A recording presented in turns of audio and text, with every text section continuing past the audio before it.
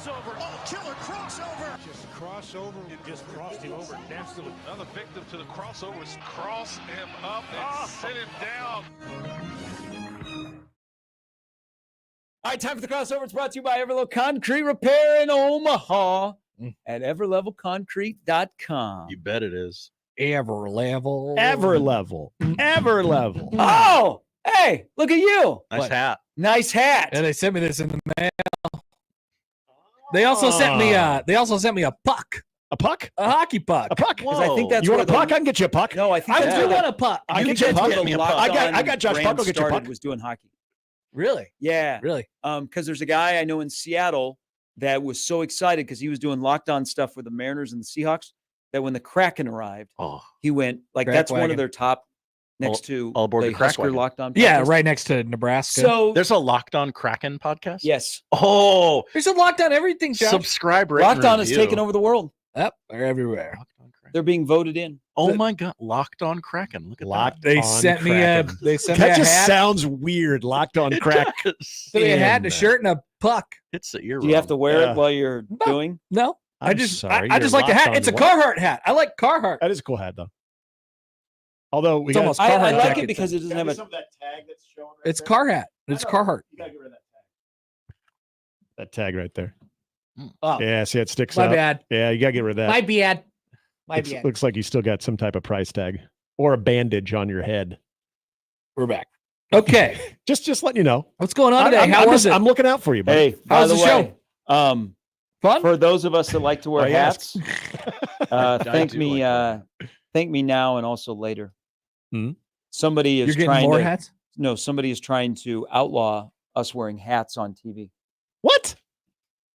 Wait, In this on building? Zone In TV? this building. You're kidding. Yep. It's I got went to Nick bat Grimm for us. written all over it. Thank you. I What- think So, people don't want to see the Yeah. glare Oh. on my head. yep. I'm a hat guy. This is my look. This is my brand. This is what you get out of me. I'm a hat guy. I have no hair. I have I don't want to blind people. several follow-up questions. Save those for later. I have an Okay. opinion. I know you guys do. Okay. So, I had a little content yesterday when I went to vote. Mhm. Kids don't know how to sign their name. Yeah.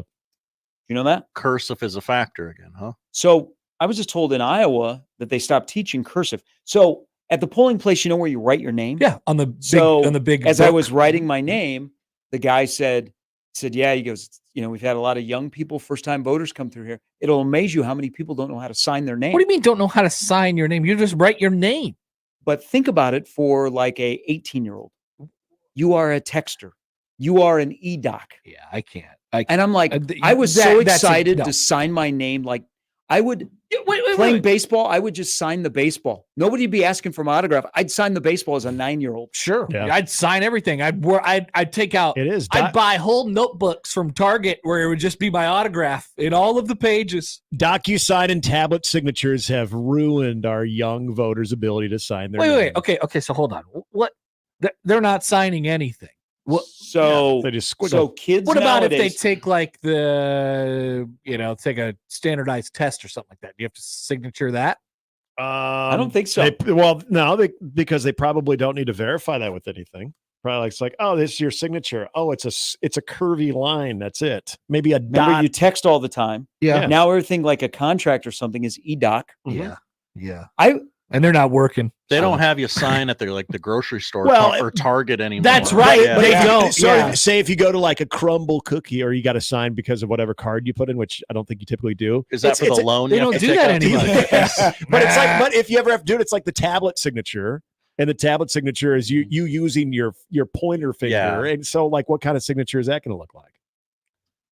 I hadn't thought about that, and that makes me sad. It is. I sad. was like, really? I took pride in But that, like, but in just- my signature. But just think about what you just said. They don't know how to sign their own name. I Yeah. know. They know how to, they know, They how to- know what their they can- name they- is, and they can Yeah. write it. they know how to down, write. but Yeah. it's not going to be in cursive. But you don't. They so don't. what was that? What was They the don't solution? write their name. What was the solution? What happened?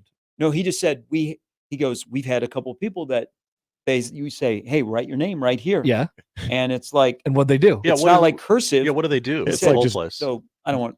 Nobody knows who this guy is. He's like, yeah, one person just started Upper like, and lower. They Yeah, wrote it upper in and print. lowercase. Yeah, Block lettering. I'm like, No, man. All I was so caps. excited to Just learn do- how to sign my Just name. big C, scribble, big H, scribble. That's Yeah. a signature. Yeah, as long as that matches with what your ID looks like, you're good. Done.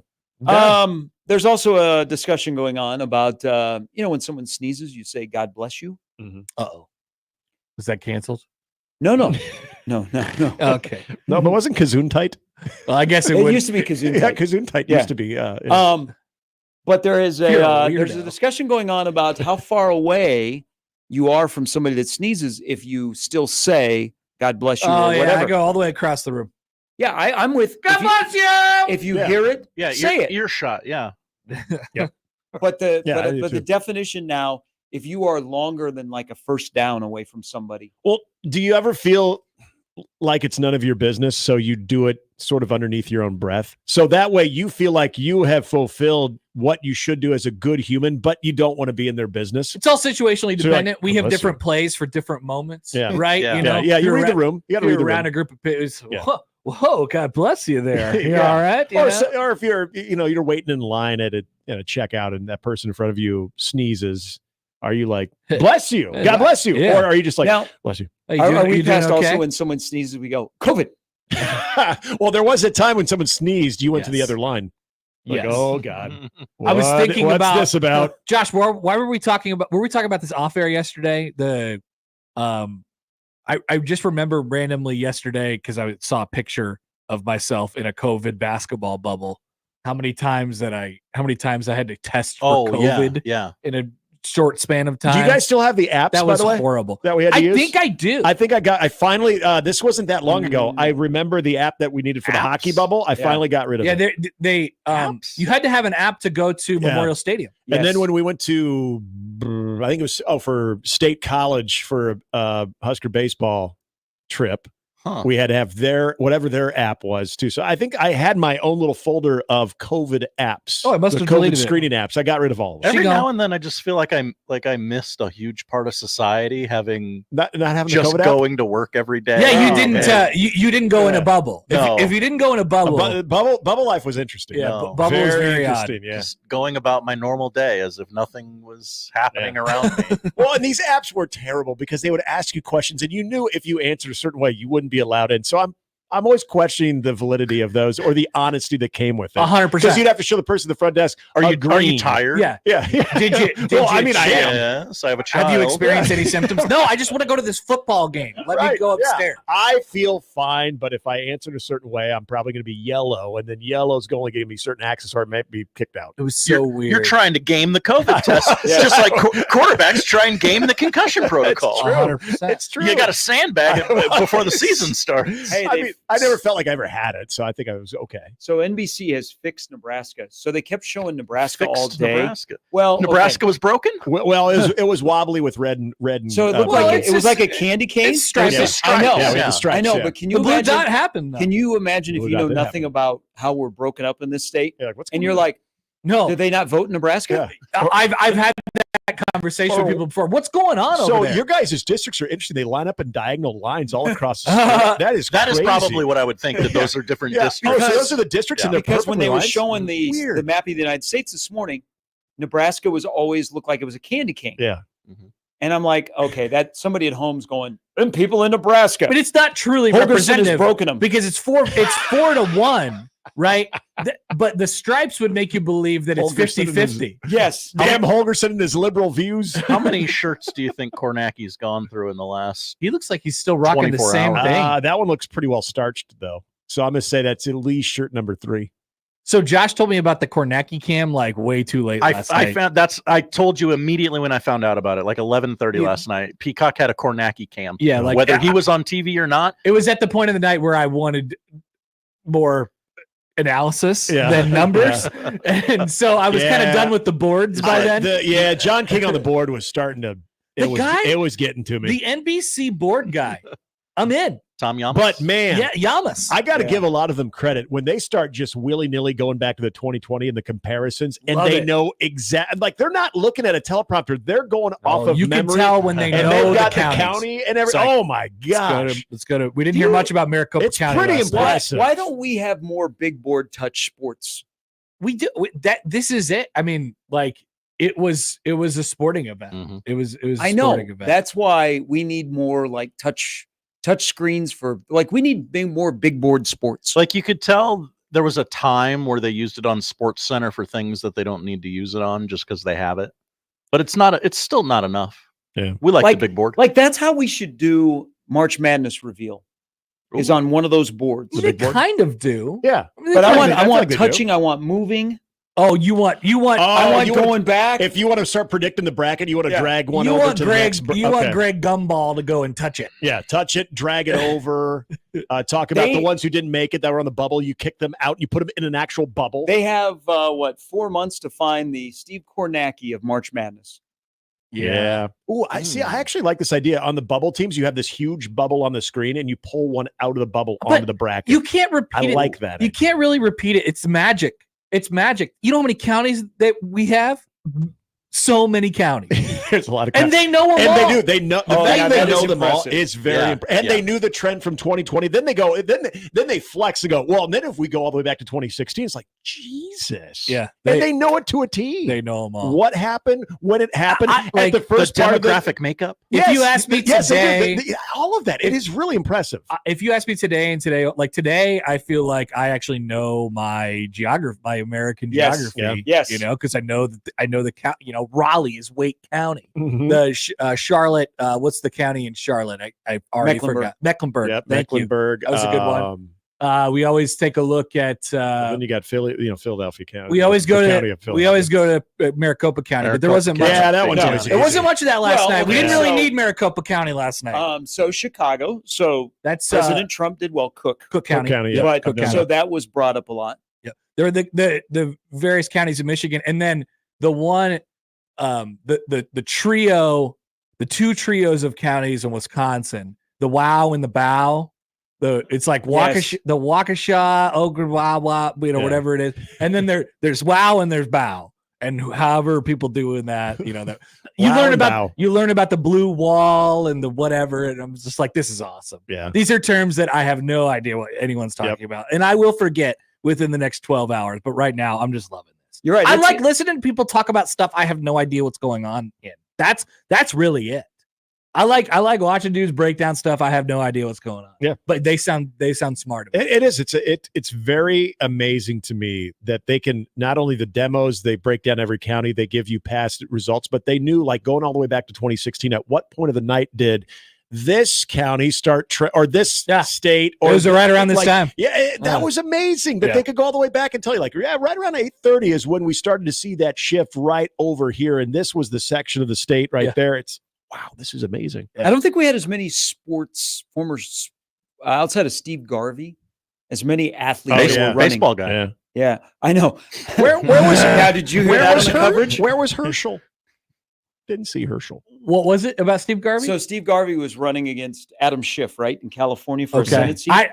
And they described Steve Garvey as baseball guy. What channel was that on? Oh, CNN did that one time. Rachel Maddow did it on MSNBC. I saw an article. Today. Why did they have her? They didn't need to have her anchor the coverage, Well, I think you have to have your stars. Like, I guess. That clearly wasn't her strength, though. Rachel is. I'm doing the election night. She wasn't real good at that. I have an opinion. She's probably great at other things. Somebody was showing, I think it was ABC's coverage, and they did a side-by-side of like 30 years ago what the ABC presidential coverage looked like. And back then it was like 3 people sitting around a desk. Yeah. Now it's game day. Well, like CNN. Seriously, the desks are gigantic. CNN has way too many people. They had at one point like 9 people. Well, yeah, and you have different hosts. One person is hosting. Yeah, well, they have 2 sites, but then they'll go back. They'll be talking to one analyst, and then they'll come back to a different host at that same desk. So they have like 3 hosts. Like it's your hour now. I love it when they bring the whatever. There's a time that they clearly have cut out. Is like, let's bring in the analyst. So they got 2 new dudes sitting at the table, and then they ask like the guy gets into his answer like 2 seconds into his answer. We have a call. Yeah. And then it just, it blows the whole thing up, and they never get back to the guy. The guy's just sitting there just trying to get one take out. Can't do it. I'm telling you, man. Can't do for it. the 2020 or 2028 That'll- presidential election. They need the red zone. They need Scott Hansen. Yep. Yeah, That's I saw how they should that. attack that. I saw Witching that hour. out there a lot last night. Right, I saw that theory being posed like a ton. That's what we need to We do. brought it up yesterday. We said Yeah. anytime there was about to be a call, you had to be able to go right to it. So Yeah, because honestly, prime that's witching what I hour. was flipping around for the majority of the night. Like I didn't want I don't want the slanted opinions or whatever. I just want to see the stats. Yeah. Like, give me the guy on the board.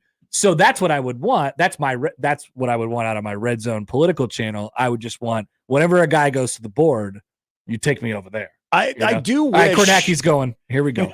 I do you wish they would ham it up a little bit more when they'd have either ready to make a call or the battleground state update where they would give you the numbers where you could be like battleground update, and There then you they go. would interrupt them, and so you'd have big voice guy doing that. I like it when the 100 people at the desk just start firing off questions at the board guy, and the board guy is just like, yeah, okay, you want to go here? You wanna go here? How did women vote in 2016?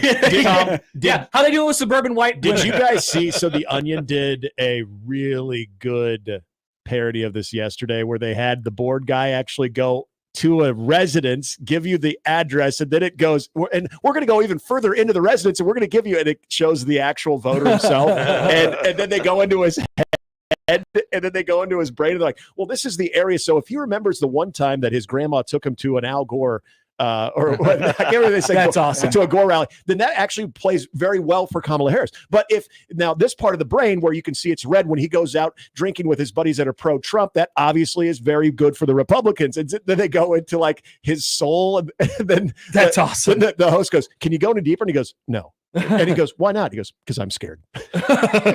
So it was really good. So they did. I think ABC did that with a community in Florida. They went to it. They focused in on a neighborhood. Yeah. And because someone goes, why is that blue?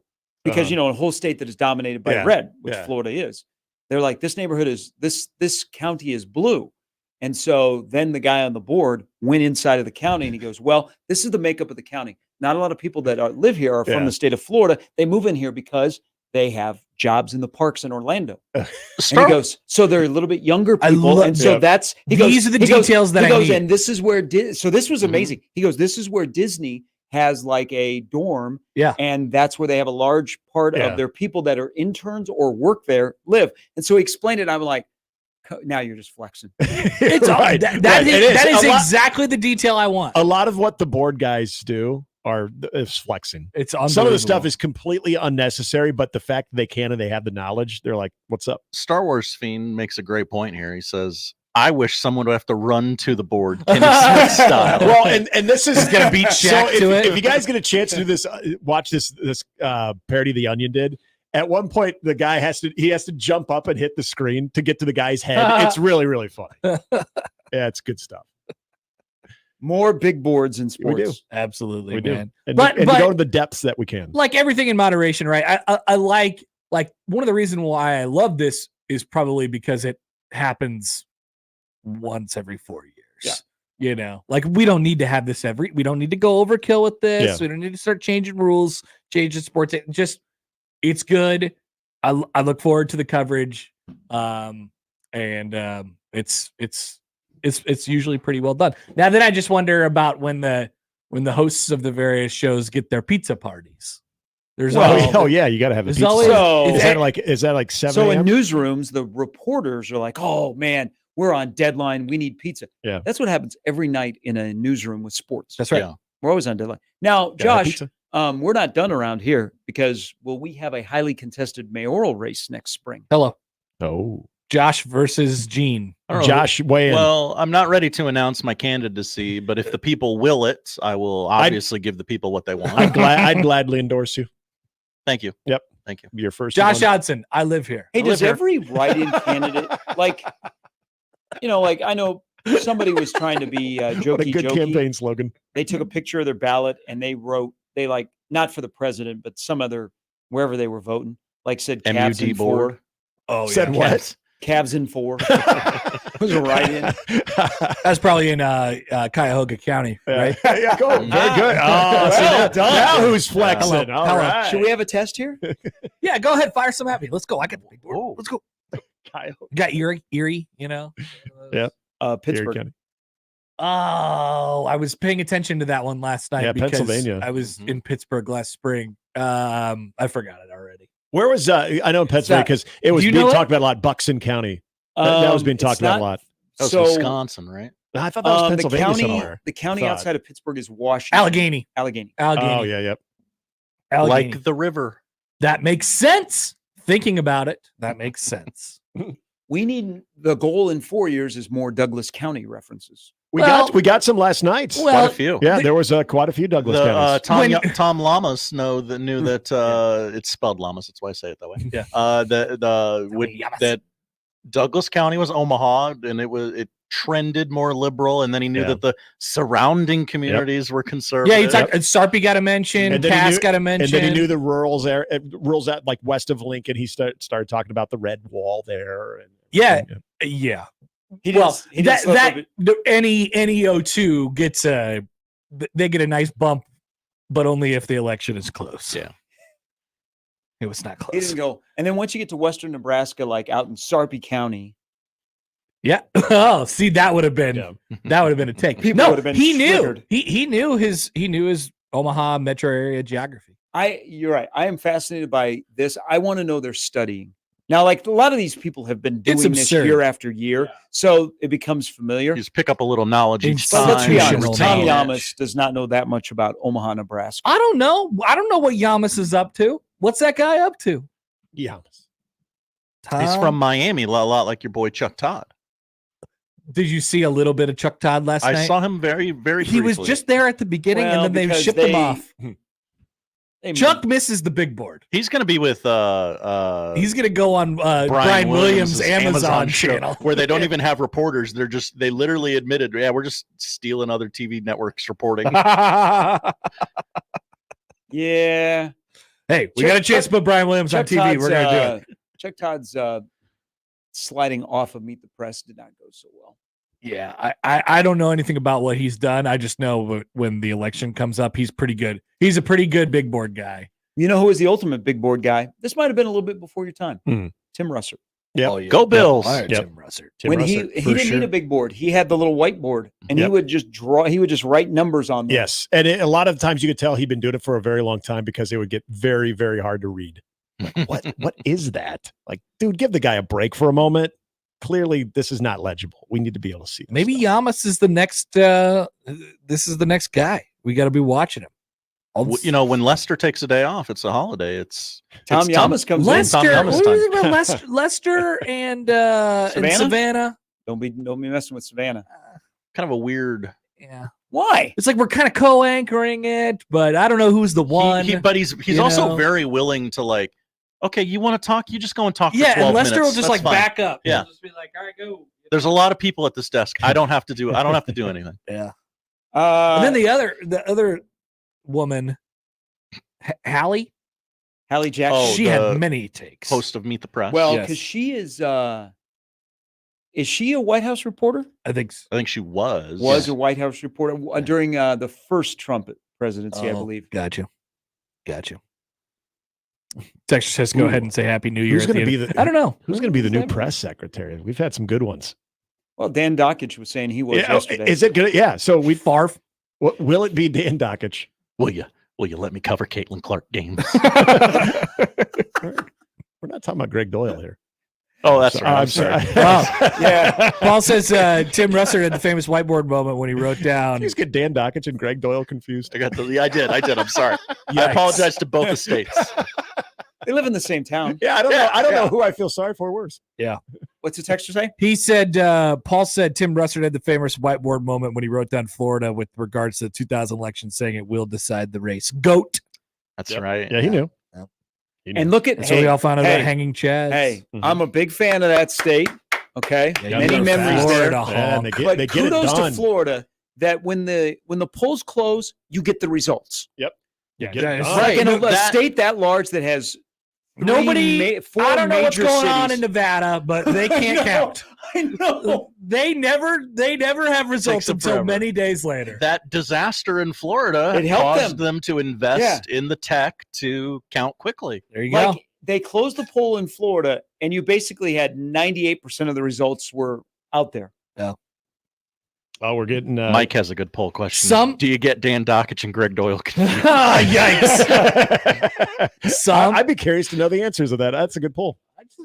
Some states Sean, just by the way, count says he indicated that Joe Rogan would be the new press secretary. God. So Wouldn't Joe Rogan have to take a pay cut? probably He would. Yeah, he would. I just added to. I think he'd do it though. He'd be like the I don't think he would he'd do be it. like the Republican Ryan Seacrest, where it'd just be one of many gigs he has. He'd make time for it. I mean, You can't Come on, have. guys. You can't if have. Doug Gottlieb I can can coach a basketball team and do a radio show, I can Joe do that Rogan as a could be side press job. secretary. You can do the podcast from anywhere. That's right. I have to be in Dubai for UFC on Saturday, Right. but I He can do He this. can make it work. Come on. You Hey, can't. if Gottlieb can coach college basketball and do his radio show, Exactly. Did they win earlier this You week? cannot. they were down be- one at half at Oak State. And they lost by 14, 13, 14. He say he's doing a show from Eskimo. So he did Joe's. so Gottlieb did his Fox show That was the from show after. Eskimo Joe's and then walked over and coached the game. Can he do his own post game show? He is. Are you serious? Yeah, That's so weird. that's part of his deal. This is Is like he the does most his radio show from his They have office. appetizers and God, that's and weird. dollared beers. He was giving away swag. So weird. He had like koozies from Fox Sports on his table, What a racket! but he was dressed in his coaching gear doing his radio show. That is ridiculous. Do you and it's think not he like gets- it's a 1 hour show. It's what, 3? Yes. Does he get like player texts during his show if something comes up? He's like, "Oh wait, okay, He's got to have need this break a He's little got to bit have a longer." pretty good lieutenant. You know. Man, that is just so strange. He just interviews his players on air. Is he that good of a basketball mind to coach a team, but he can still do that? They're like, yeah, we're cool with that. Well, he'll steal the opponent's plays just like he Or the stole credit people's cards? credit cards. Nice. What if you're He's good at hiring stealing. Doug Gottlieb as head coach, you're probably saying, "Yeah, I could use a little buzz right now." We need a bump in attendance. Yeah, that's all. I got you. Doug But Gottlieb. would you rather go? Would you rather go see Doug Gottlieb coach or do his radio show? Great question. Coach. Yeah, It'd be Coach. worse. Yeah, Yep. coach. coach. I don't wanna have see to, I him don't get- have to listen to him. I want to see him get triggered by officials, and I want to hear him call like his own players thugs because he likes to call other players Mhm. thugs. Then does he hold off post game until he gets on the radio the next day? Well, yeah, his post game is actually part of the first hour of his My show. first comments go to my radio show. Yeah. Listen, I got to watch the tape. It's kind of like the Miami only hour of Levitard when they used to have that. You Yeah. know, it's like, okay, for people who watch the game, just tune into the show tomorrow. First hour will be me addressing, and then you guys can call in I'll and ask talk questions. about it Yeah. tomorrow. Yeah. That's what we all thought was going to happen with NIL at first. It's like, Yeah. oh, I want to make sure I tell you that I had a couple Gatorades during the game, and I very much enjoyed them. Yeah. They were great. Yeah. Now we if were there's- close. We were close on Yep. that. Yeah. Close. Didn't quite happen. Definitely thought there'd be a lot of car washes. Like, hey, come and see the volleyball team today at the car wash. Haven't seen one of those. Yeah, it just basically has become pay for play. Yeah. Yep. You know what? You don't really have to endorse anything. I'm just going to give you $100,000. No. Yeah. Just go score me some touchdowns. Give me Yeah, you know, give me but- one tweet. Players aren't. They're not pimping anything. No. You know. What They're was not- it? What was it in Idiocracy when the one guy had everything he said he had to say brought to you by Carl's Jr. He's like, why do you keep saying that? He goes, because they pay me every time I do. I thought the guy is the smartest man in the world would know that. So apparently so you know how at the Nebraska games they always show those people in the front of the student section that has the Runza Yeah. hat on. Apparently those are plants. Like Runza. Oh, the Runza. Yeah. Really? yeah. Huh. That's why the hat is so You're- well made. That's You're what I was telling told. me a student wouldn't wear that? That's what I was told. I think a student would wear that. I don't know. That's pretty scandalous. But what do you're they It sell is. those hats? I don't know. I think it's Yeah. might be an exclusive Again, for those I think guys. people would buy that if they sold them. What are they doing? Yeah, they could probably get it for Yeah, free, but absolutely. maybe not in the front row at every game. You know, they always show the kids in the front Oh, row. so Runs is buying the ticket as well? I don't know if they're buying the ticket, but they're Mm. definitely buying the I kid. feel like Runs has got enough product placement where they could pull a few strings to get those seats. Poll question: does Runza buy children? No, they College don't. age! They don't. They Hey, do and then in not. parentheses, you got to listen to the. You don't get Yeah. the show. Yeah. Please Context provide more is- Listen to context. the segment, okay? All right. See you guys later. Yeah. Enjoy your great day. day. Have fun tonight. Basketball. How many- Jay's live. How many threes does UTRGV shoot tonight? what did we say the total between Creighton and UTRG? You said it at 68, I think you said it. 68. I took the under. I think it'll be just below. Total threes Total threes shot. between So they the shot two. 41 against Nebraska. So the total for the game is 155.5. Yeah, the line is 30.5. Yeah. So couldn't you see like a 100 to 70? Yep. That's more than 155, guys. Is that what you're predicting? I will predict an over. Yeah, I'll predict an over. Okay. Creighton scored 100 points tonight.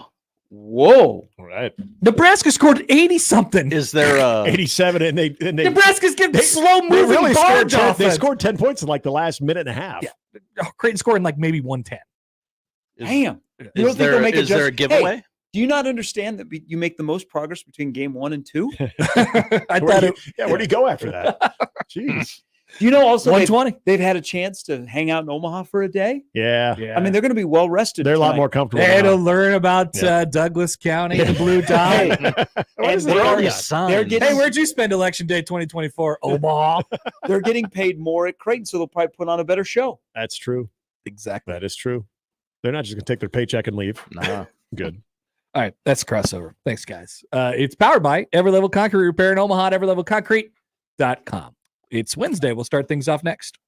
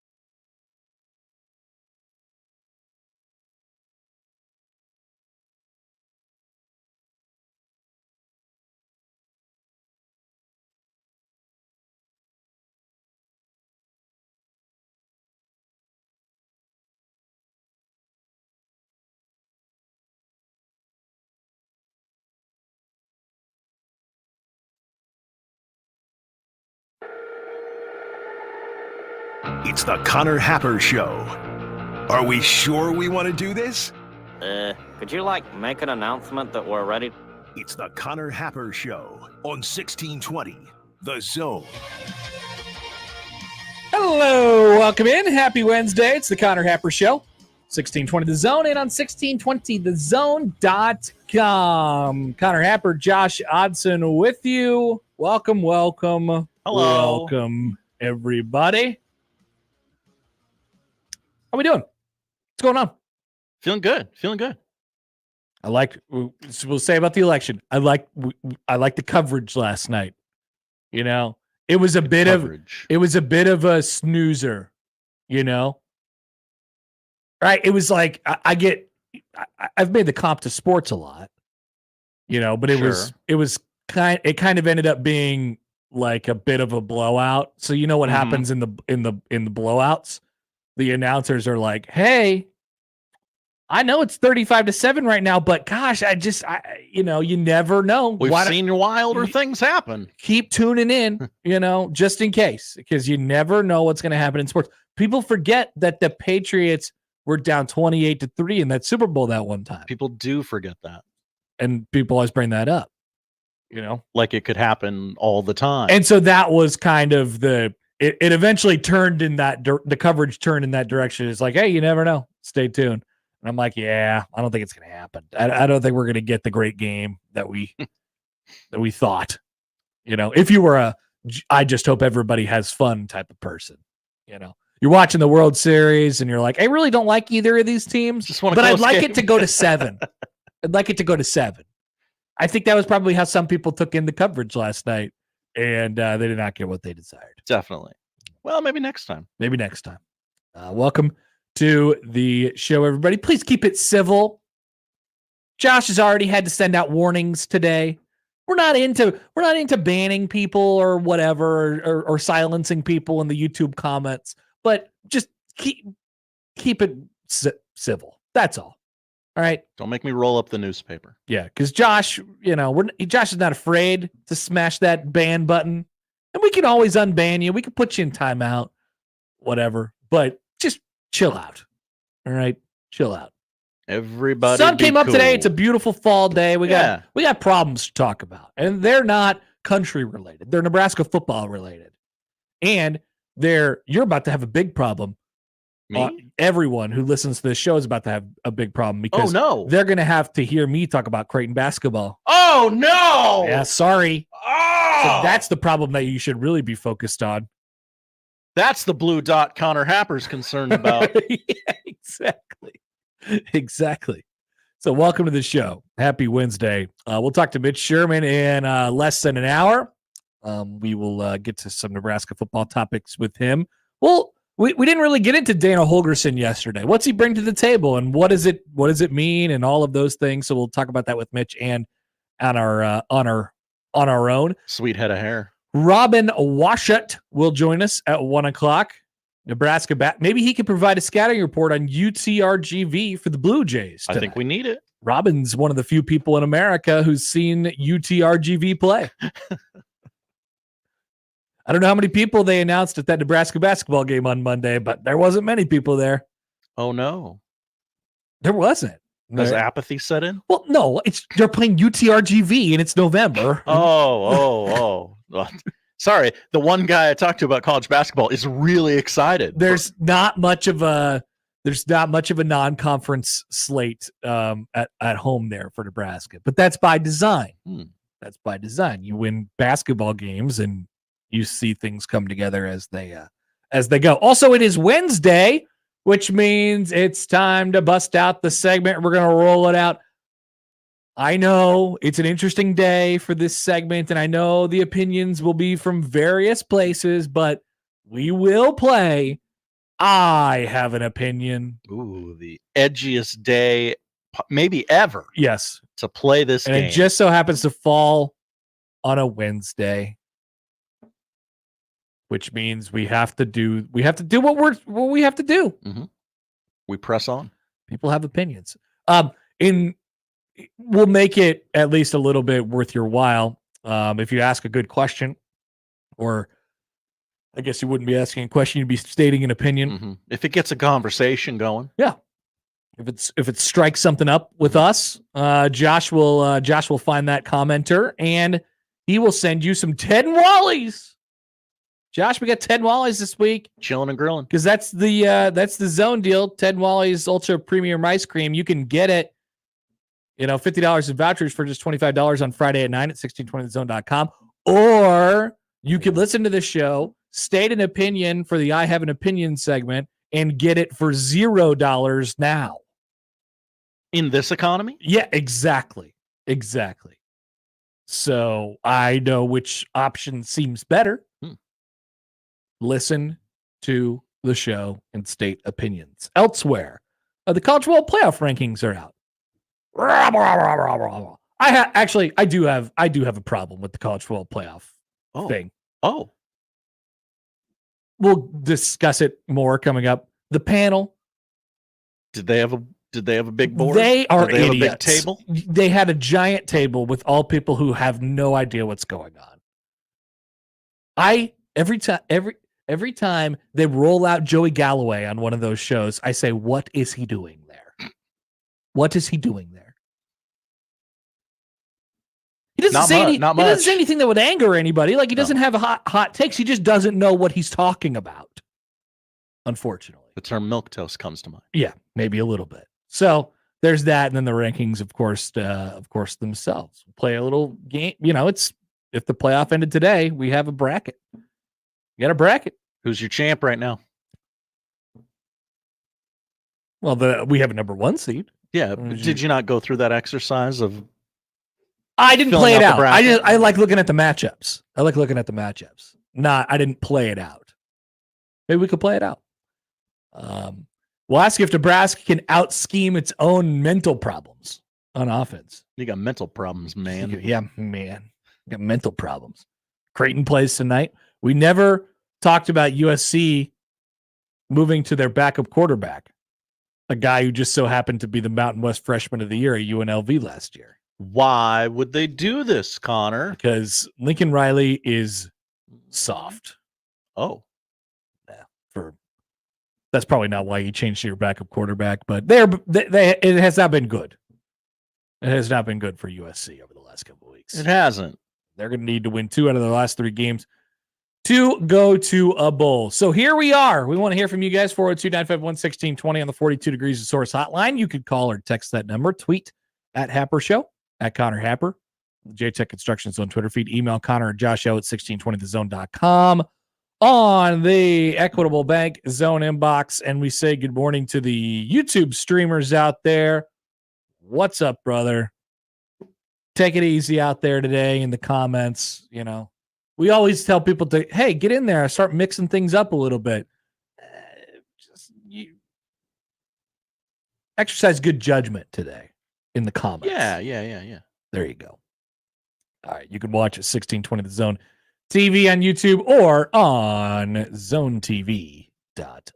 We'll be back.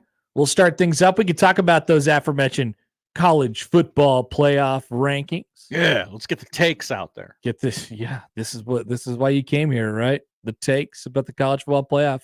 To hear me talk about Indiana and my disdain for Indiana. That's right. Or plot twist. Will I be arguing for Indiana to be higher? I don't know. Find out next on 1620 The Zone.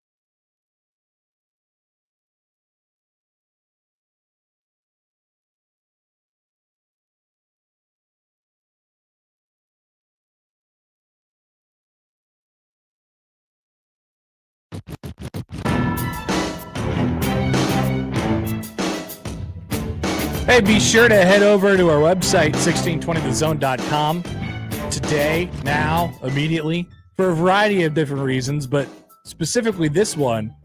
We're celebrating our 25th anniversary here at 1620 The Zone, and we've done a slew of interviews with former hosts, personalities, about the history of 1620 The Zone, and then what has allowed it to go throughout this period of time.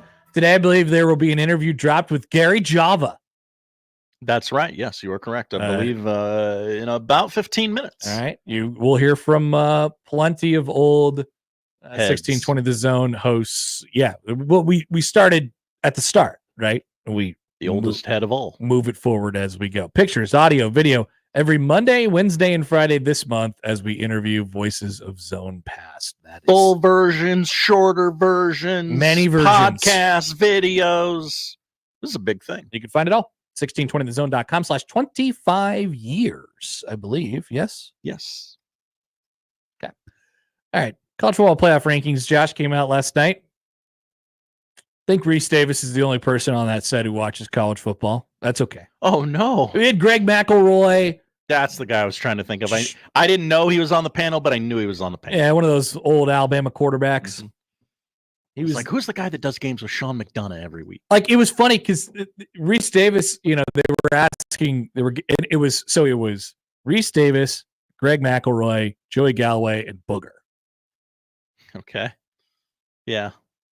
You're probably right there. And Reese Davis would he'd set it up for those guys to argue about something or whatever it might be. They'd be haggling over one spot for Indiana or one spot for BYU. And one of the hosts would be yelling about how they're mad about something, and Reese Davis would be like, "You are?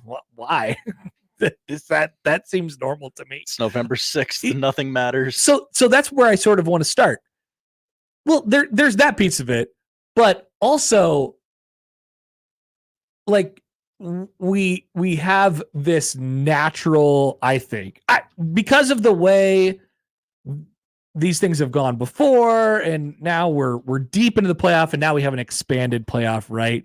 I think people just generally have a distrust toward the people who do these things. So we look through who's on the committee and who's going to screw people over. This is why they're ranked here. That person's never flown to Indianapolis before, ever. They have an anti-Indiana agenda. So the rankings come out, and we look at them, and we're like,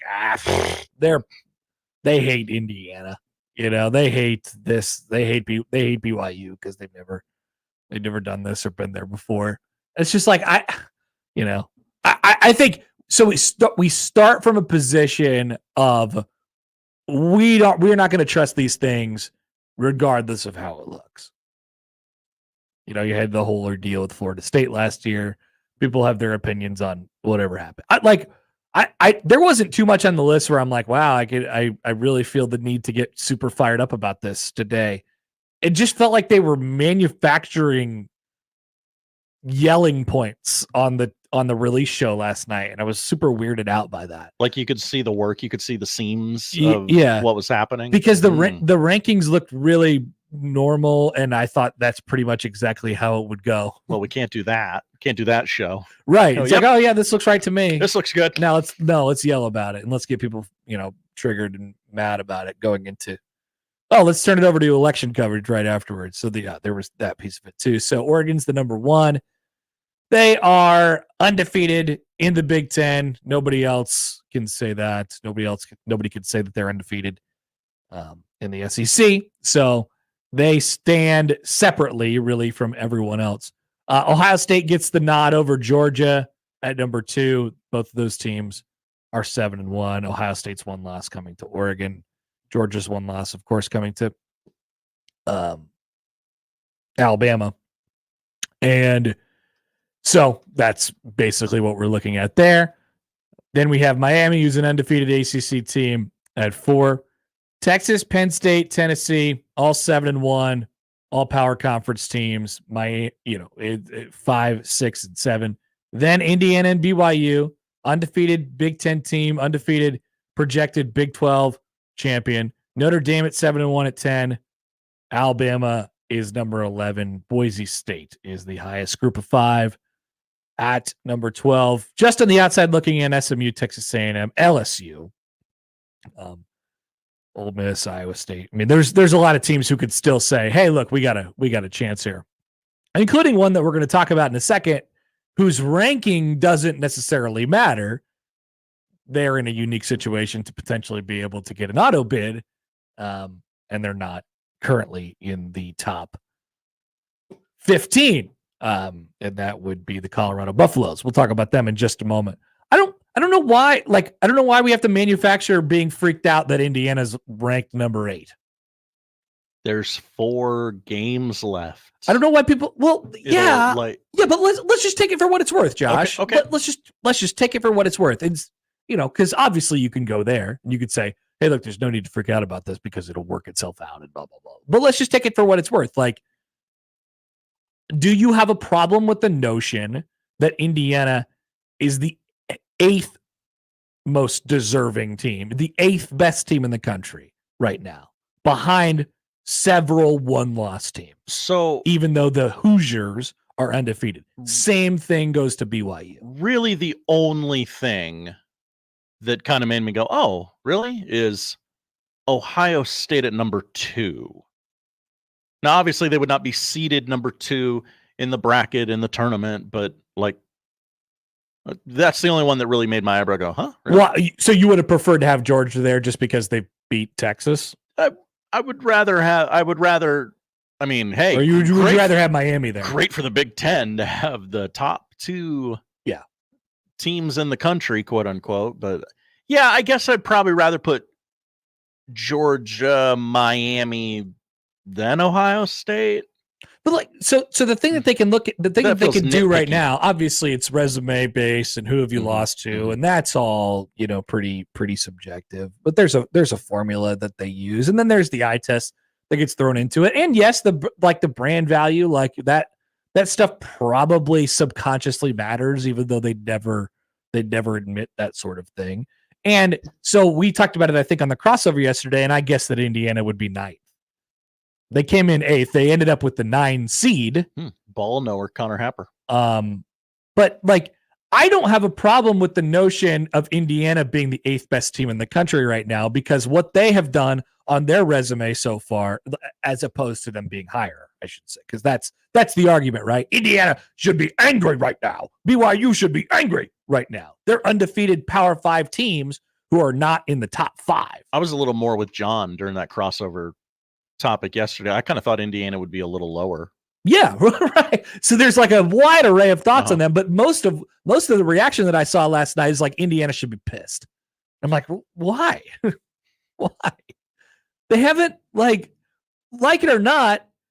I think eye test wise, they look discernibly better than BYU. I think eye test wise, they look like you could see them beating a Tennessee. You could see them beating a Texas even, or something like that. But you just don't know until you know. And the fact of the matter is they haven't played anybody yet. We'll get a better idea when they play Michigan. We'll get a better idea in 2 weeks when they play Ohio State, and then that's going to be that for them. And they'll where they go from there. But if you're telling me that they're the 8th best team in the country right now, behind 1 loss Ohio State, 1 loss Georgia, 1 loss Texas, 1 loss Penn State, let's talk about that, and then 1 loss Tennessee, I'm fine with that. I'm cool with that. Penn State, I feel like they're living off of a rep that even that is unearned. Yeah. I'm wondering when the clock hits 0 on them, as far as people getting just annoyed by their presence. Yeah, no, we're done with this. We're done with this. Yeah. It happened with Oklahoma in the 14 playoff when they went there and got blown out 3 times in a row. Or maybe it was 3 times in 4 years or 2 times in a row. But they would just be right there on the edge and they would just get smacked around by whatever Alabama or Georgia they ran into. And it didn't look good. Penn State continually gets smacked around by Ohio State, and they're the team, they're going to make the playoff in all likelihood. But you're looking at it just like, I don't know what their chances are to sort of advance out of this thing. I think the breaking point on it is lose 2 home playoff games, and we'll stop giving you home playoff games. Yeah, maybe they're like when, take a couple years. When Notre Dame was in the playoff twice in the 14 playoff and just got their brains absolutely beat in twice. Yep. We stopped letting them in the playoff. Exactly. I don't have a problem with BYU being the projected Big 12 champion and the 9 seed right now. Like, I think that's right. I think that's they have a bunch of close wins against what the committee is viewing and what everybody can see is viewing as like mediocre to good teams. Their best win is probably against K-State. That's their outlier also at the same time, because remember how that game went. Got really sideways on K-State really fast. That's right. And then there's the SMU win that they have as well. We can continue this conversation when we return. Also want to talk about some Husker football and Dana Holgorsen when we come back. It's the Connor Happer Show on 1620 The Zone.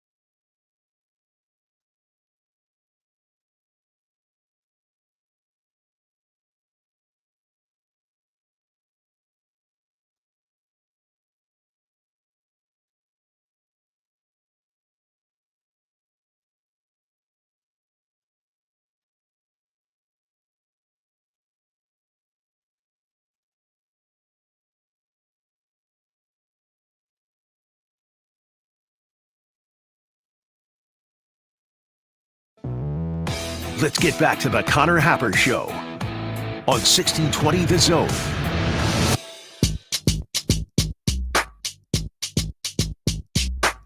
Speaking of college football, get your picks in for 25K 4-quarter pick'em. It's open for you for week 9 of the game. Winner gets $2,500, just as our boy Platcat did. Yeah. This past week when he went undefeated, 10-0, 5 college games, 5 NFL games. If you pick them all right, you're going to have a really, really, really good shot at that. Remember, if more than one person goes undefeated, we have a tie at the top. Our tiebreaker system is whoever got there first. It's the best we could do. Whoever got there first. That it's just it's really old school, right? So a foot race. You're going to want to get those in as quickly and as accurately as you possibly can. Travis has an opinion. Travis, on the playoff rankings. Playoffs? Or the playoff in general. Travis says, I would rather Colorado make the playoffs than Indiana. Oh. Wow. Travis is really on my side about this Indiana thing, I guess, then. I didn't know many people who were. I feel like each week you lose followers on this. Okay. So we should get straight. I'm annoyed by them. I've admitted that they're good. I'm curious to see their performance against the Ohio State. They're the 27 the world Yankees. famous Ohio State Buckeyes. Yeah. I'm annoyed. Like, most of my annoyance has always come from the fact that everyone, for whatever reason, who's supposed to be impartial wants this. Why do we want this so bad? It drove the conversation point last night on the stupid selection show. How is Indiana not ranked higher? Well, it's really pretty easy to figure out. They haven't beaten anybody yet.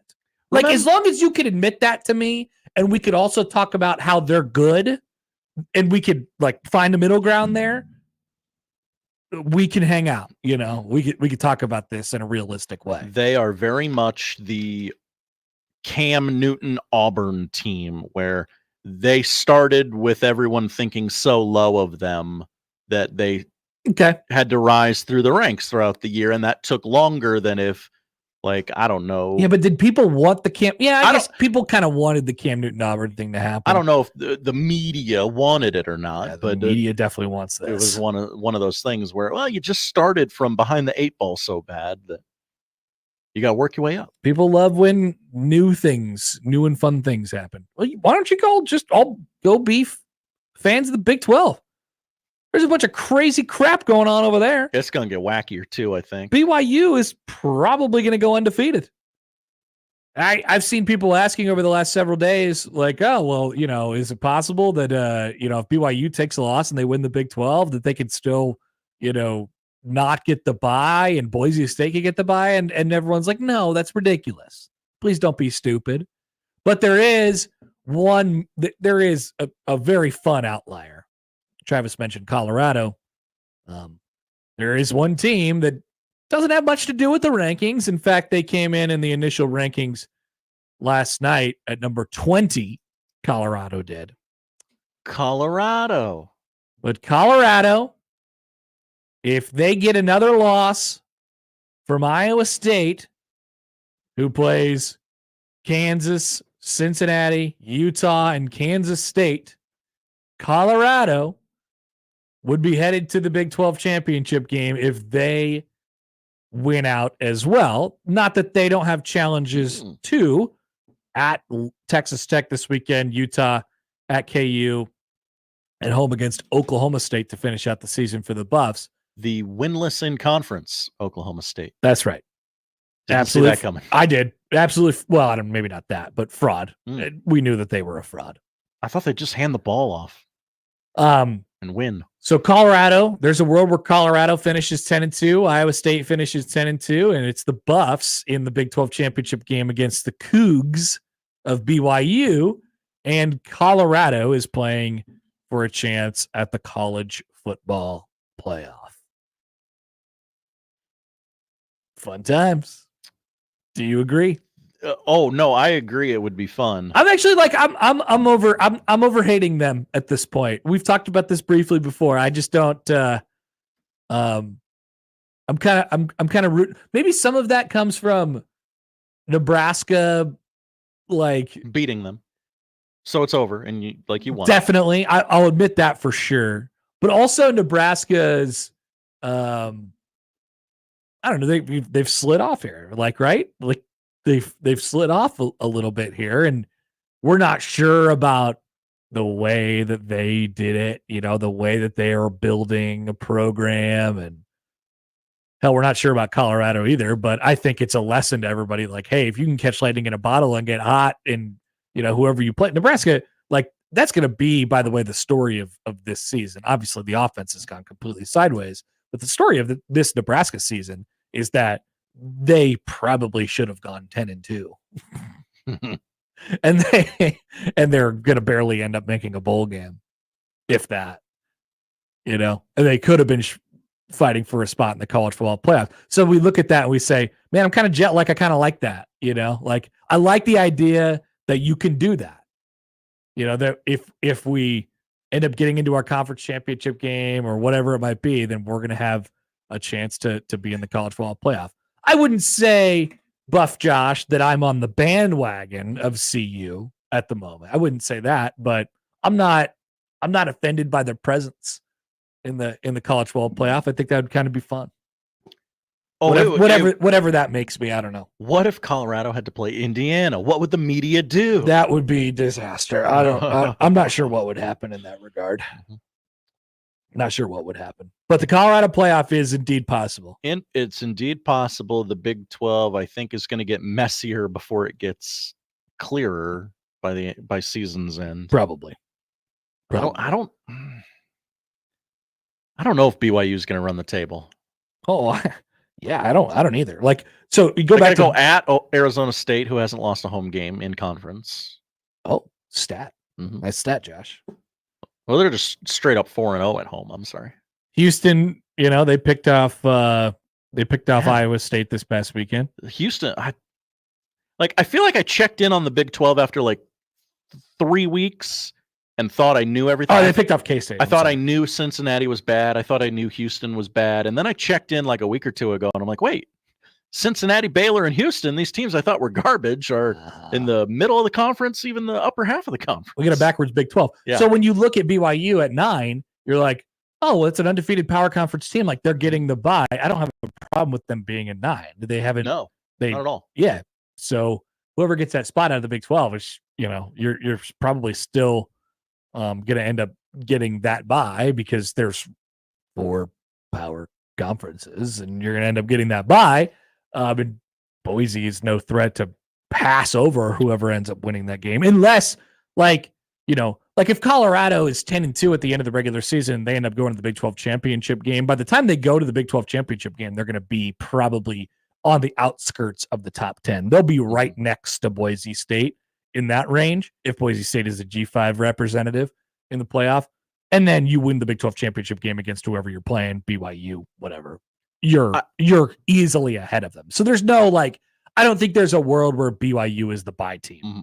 Where Boise is the bye team. Okay. Yeah. I feel like the sport has really gone out of its way to negate the argument I'm about to make. But gosh, I really feel like Ohio State and Texas are going to have a problem if BYU gets a bye and they don't. Like, obviously, win your conference. You get the bye. That we're rewarding conference championships. Bonus, you get to play a home playoff game. That's pretty unique. That's pretty fun, right? You certainly wouldn't complain about that. Got a feeling there's going to be some big brands unhappy if BYU is ahead of them and gets a bye. Maybe. I don't know. We'll see how this goes. Maybe not the teams or the coaches, but like the fans. I could see that. But at the same time, like you said, you get that home game. I mean, that's kind of nice. So the bracket as it stands right now is the bye team. So the 1 is Oregon and the 4 is BYU. They'd be on the same side of the bracket. Miami and Georgia on the other side.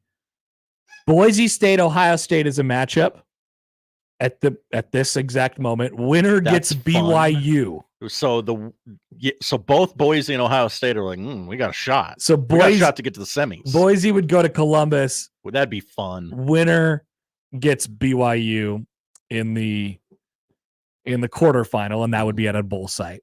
Indiana and Tennessee. That's actually a fun matchup, I think. Winner gets Oregon. Yeah, sign me up. Pretty sweet. Bama and Texas, even though we've seen that game twice in the past 3 years now. And the committee said this will be the third time in the 3 years. The committee said we will not go out of our way to manipulate seeding if it's a and I think I believe that. Rematch. I think I believe that. Yeah. Alabama, Texas winner gets Miami.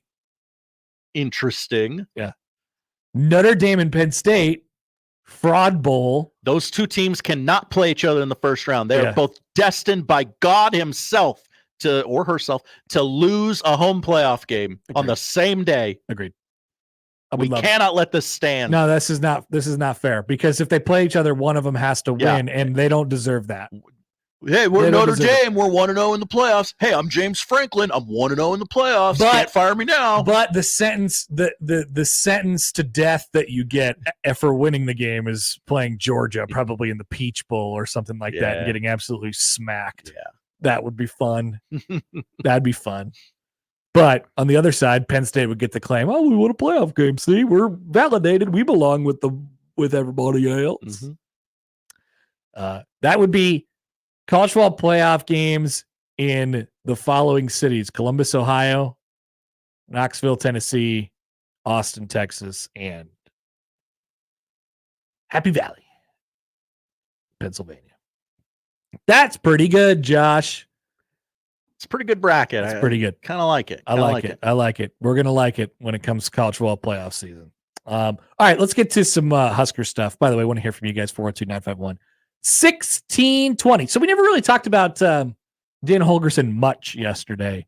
I've been sort of sorting through in my own mind about what this looks like. I think we said out loud yesterday, just to make it clear again, I feel like, without knowing anything, I feel like if you're doing this and you're telling people that you're doing this, you're saying out loud to everybody, yes, Dana Holgorsen is joining the program, and the role will evolve as time goes on, right? You're saying not only is he coming in to just stand by and watch, I don't know how hands-on he's going to be in the operation in the final 3 games of the regular season, but this is something where he gets a chance to sort of evaluate players, take a look at what he can do. And, he is a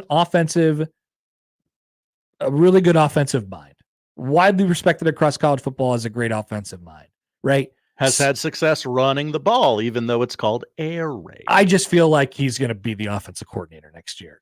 Seems like a no-brainer. That's it. Like, that is still a maybe, obviously, because we don't know.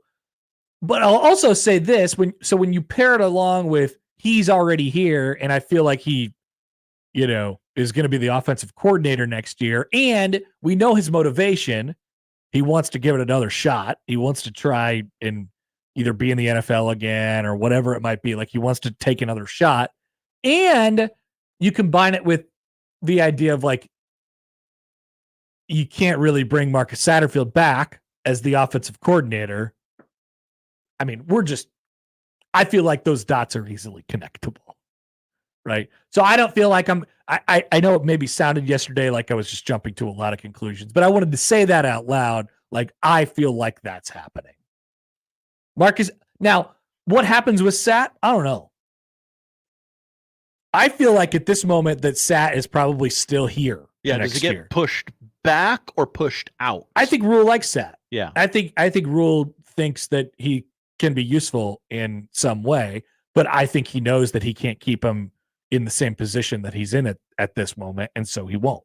But is he going to be on the staff in some way, shape, or form? I feel like maybe. It all depends, and this is the interesting part. It all depends on, like, how, think about this. Matt Rule, we know how he thinks about football, right? And we know what kind of program he wants to build here. He's said it over and over again. Hey, we're going to be really good at defense, and we'll be fine at offense. Like, he said that out loud, right? If you're bringing in Dana Holgorsen to coordinate your offense, which I think he is, he's never been just okay at offense, right? It's pretty explosive. It's pretty fast. I think I read his worst offensive ranking, and please, this grain of salt, I could have read this wrong. Like, his worst offensive ranking is like 14. It's usually really good. Yeah. Just say that. It's usually really good, and it's very rarely like middling, right? And they accomplish their things in a different manner in which they've tried to accomplish their business here before offensively, and it goes against what Rule, like the math equation of how Rule wants to win a football game, which is, we're going to protect our defense. That defense is going to be really good, and we're going to do enough on offense, not turn the ball over, this and this and this, and that's it. But I think he looks at the quarterback that he has, and he says, I think we got a different kind of potential here. And we have we have a different kind of potential here that we have with this quarterback, and it doesn't have to be, oh, we're just going to be a slow plotting, offense who has a great defense and wins games 21-14. We have a little bit more potential, but it's different. And so this is definitively out of Matt Rule's comfort zone.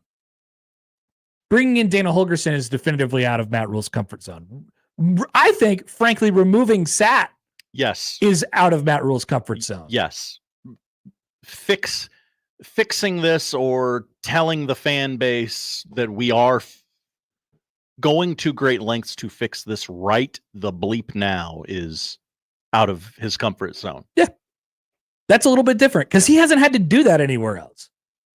He's never had to go up in front of a fan base and say, listen, everything's fine. Because when they've run into struggles at his other places, it's just been like, yeah, okay, all right, we'll check back in when you're good. It's Temple. We're supposed to lose. It's Baylor. Oh, I guess we don't care. Don't get me wrong. They've run into problems there. They've run into problems, but it's just not as many, it's not as intense scrutiny. So this is pretty unique.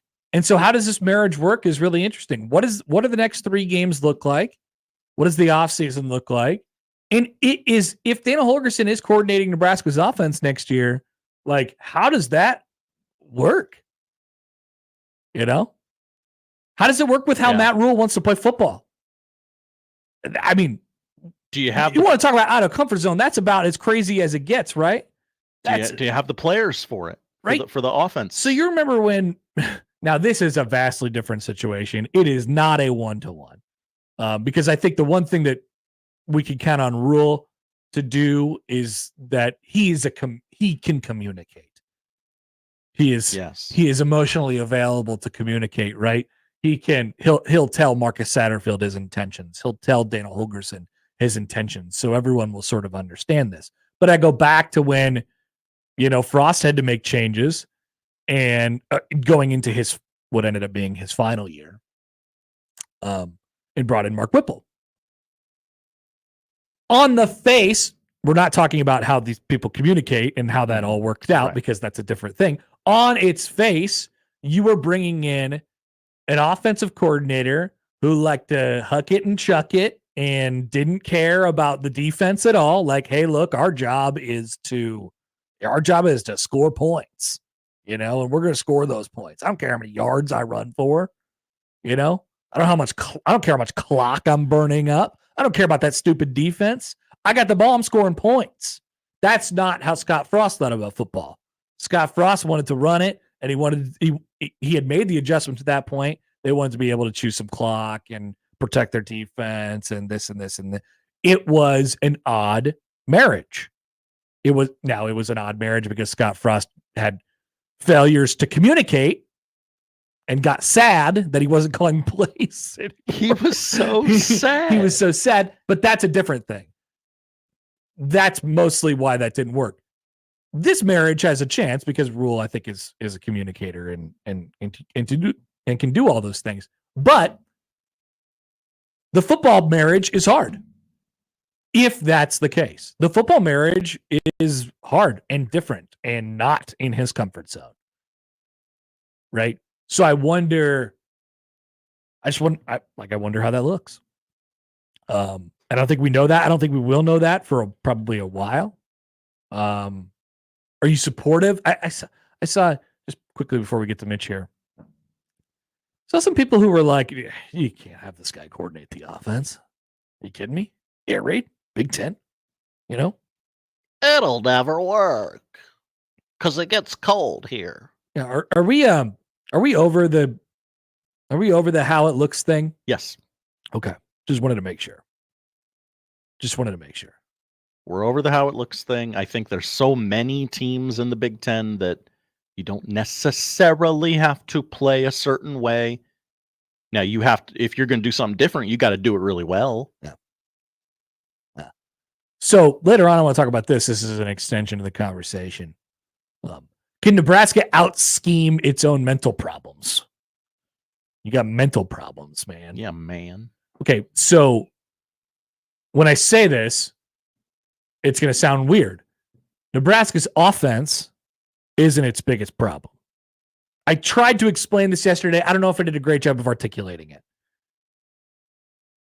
Nebraska's offense crumbling is a byproduct of a lot of different things, some of which is a reflection on the offensive coordinator, some of which is a reflection on the quarterback, some of which is a reflection on, if we're talking about football stuff.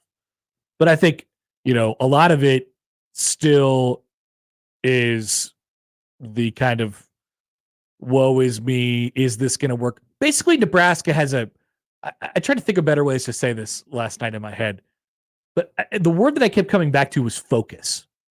I think Nebraska has a focus problem. Okay. I just think Nebraska has a focus problem. They're just worried about too many other things going on all at once. So can Nebraska out-scheme its own lack of focus on offense? Or can the scheme create a focus? Like that's what you're asking. That's what you're looking to do here. And so we'll explore that as we go on throughout the show. And we'll talk about it with Mitch Sherman of The Athletic when we return on the Connor Happer Show on 1620 The Zone.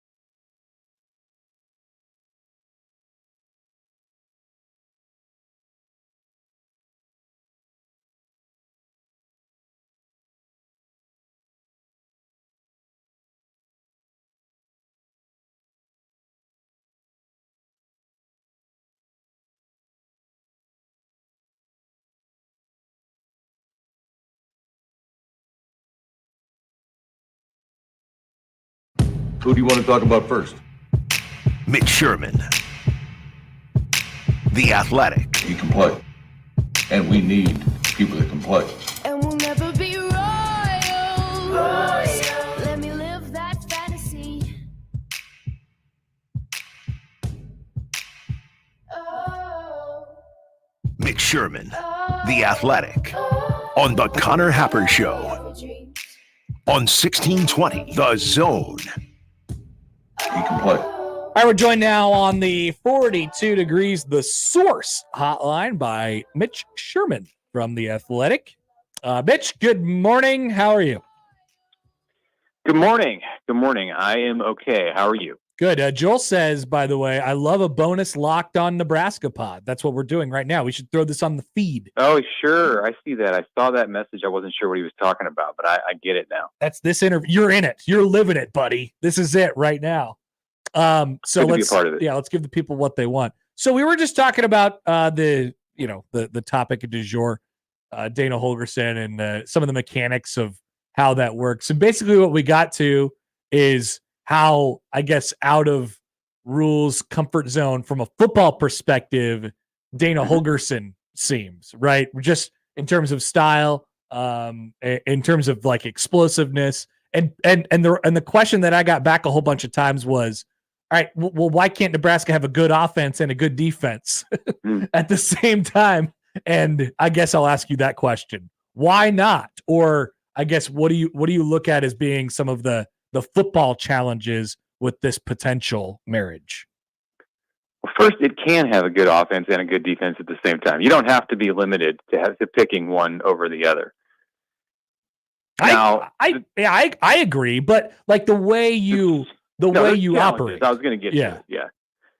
So tempo is the big thing. It's one of the things for sure, and that's what the spread was built on. And Dana's spread is not the Mike Leach spread from 18 years ago or 20 years ago that shocked the football world and put up 50 points a game because no defense could figure out how to keep up with it. But there's an element of tempo that still exists with it. I mean, can they go to a huddle? Can they go under center? I think he can incorporate that in, and I think he showed some willingness to do that. The Big 12 that he stepped away from or was shown the door out of last year at this time is not the Big 12 from 2007 that Nebraska remembers with spread offenses, at every turn. But it is more difficult to play complementary football, the complementary style of football that Nebraska wants to play with that brand of offense. It can be done, and there are not like all kinds of examples at my fingertips of teams that have won national championships and done that, but there are examples of teams that have played very good football and have had serviceable defense. I think that if the Holgorsen rule thing is going to become something that extends beyond this month, and that's all very much up in the air. Yeah. But I mean, we have to talk about it because it's a possibility. Then, or we want to talk about it. I do. Yes, it's interesting. More interesting than the team right now. Then there are going to have to be some compromises. There's going to have to be some middle ground that they find where Matt Rule's team can still be built in a defensive mindset, from a defensive mindset, play good defensive football, and have an explosive offense, have an offense that can still complement that defense. There's going to be a feeling out process. It wouldn't be the easiest thing to piece together in the world, but I think that's a strength of Rule. As you and I talked about this morning, he is the type who can manage those situations, I think, better than what we've seen with previous Nebraska head coaches who've found themselves in these spots where their mindset didn't necessarily fit the mindset of a coordinator that they hired after being at the school for a couple of years. You know what's funny? I was thinking about I don't know why, something you said made his comments way at the beginning, like when he first got here, crossed my mind when, he talked, he's been asked like why he wants to build Nebraska in the way he wants to build it. And he talks about the Nebraska teams of old and the state and its personality. Like it almost feels like his style and the way he wants to build a football team and the way he wants to operate a football team while they're on the field was connected to Nebraska. And that would track given it was a different style of football at Baylor and it was a different style of football at Temple. So I don't think his whole thing about, hey, we're going to be good at defense and we're going to be fine on offense, throughout my time. I don't think that's unchangeable. I think there's some flexibility there with Rule as well. Would you agree? Yeah, he's run different systems in different places and even different systems at the same place. Like he's adaptable as far as he's shown that he can be adaptable as far as fitting to the personnel or fitting to the styles of the coordinators. I mean, case in point, hiring Tony White to run a 3-3-5 last year was not something that was in Matt Rule's comfort zone. And he, for whatever reason, he decided to do it because he thought that Tony White was the best defensive coordinator for him. And then they built their infrastructure around that. Then they changed it this year. There have been changes to that defense, and some of those changes they've struggled to take. Like, and their defense was more consistent in some ways a year ago with a lot of the same players than it is this year. But it's a process of trying to adapt, and sometimes it works, other times it doesn't. Like, you're always looking for what's going to be the best for you long term. And it's been a juggling act at Nebraska, and one where they've dropped some of the balls. And they've dropped them on offense in the current situation. So we'll see if this is a way to kind of pick up the pieces. Here's the other thing. If we zoom out even further on this, I feel like all the offense conversation, and there's a reason why we're talking about it, is because you're bringing in Dana Holgorsen and the offensive coordinator who's in place right now. Marcus Satterfield is under fire, and he's been under fire for a long time now. I feel like a lot of this conversation, Mitch, about the offense is almost a distraction from Nebraska's like real focus, their real problem, which is the mental thing that exists in which is odd. I mean, that's still number one here. That's still number one, because if you can't get that right, it doesn't matter. I don't think it matters what scheme you're running or what you're trying to do. I don't think you can scheme around Nebraska's mental issues right now. Well, it affects everything.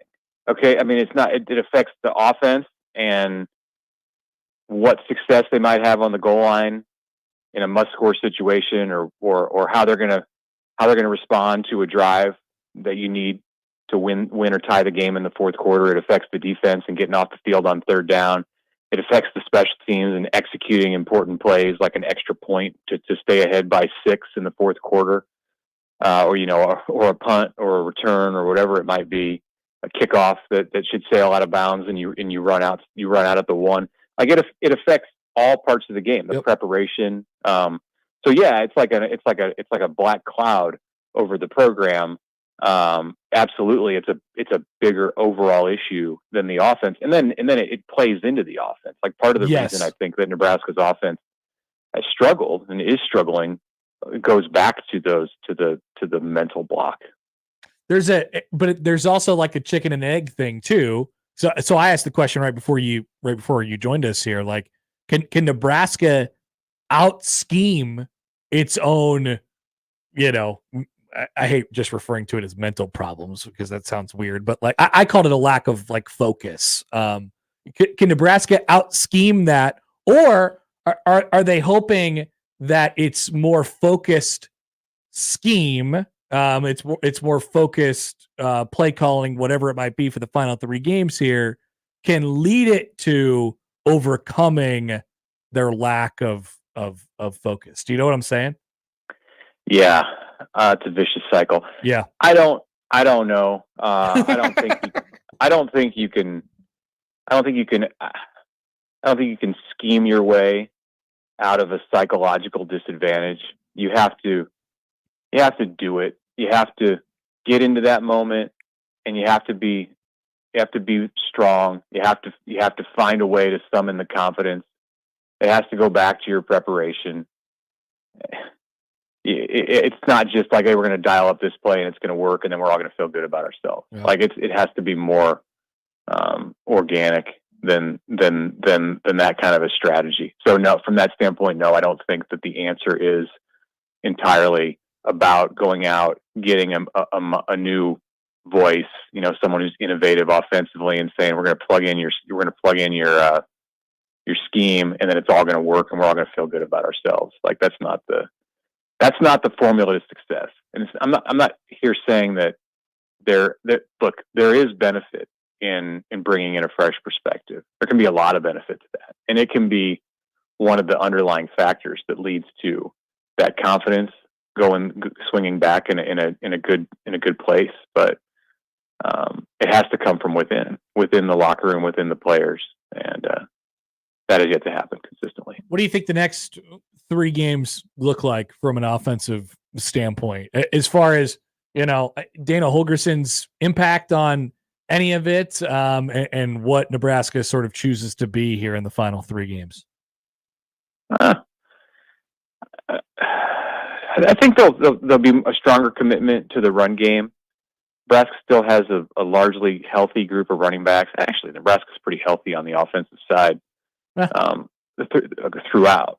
But I do think, because if I'm Holgorsen and I come in and I look at this, or anybody, even if you're Marcus Satterfield and you take a step back, like you have this bye week and you say, okay, I'm not game planning for USC in this moment, in the next 4 hours. So I'm going to take a step back. I'm going to look at, where are we being held back? And one of the places that I would go to first is we talked about this in August, talked about this probably in April, is putting too much on the shoulders of Dylan Raiola.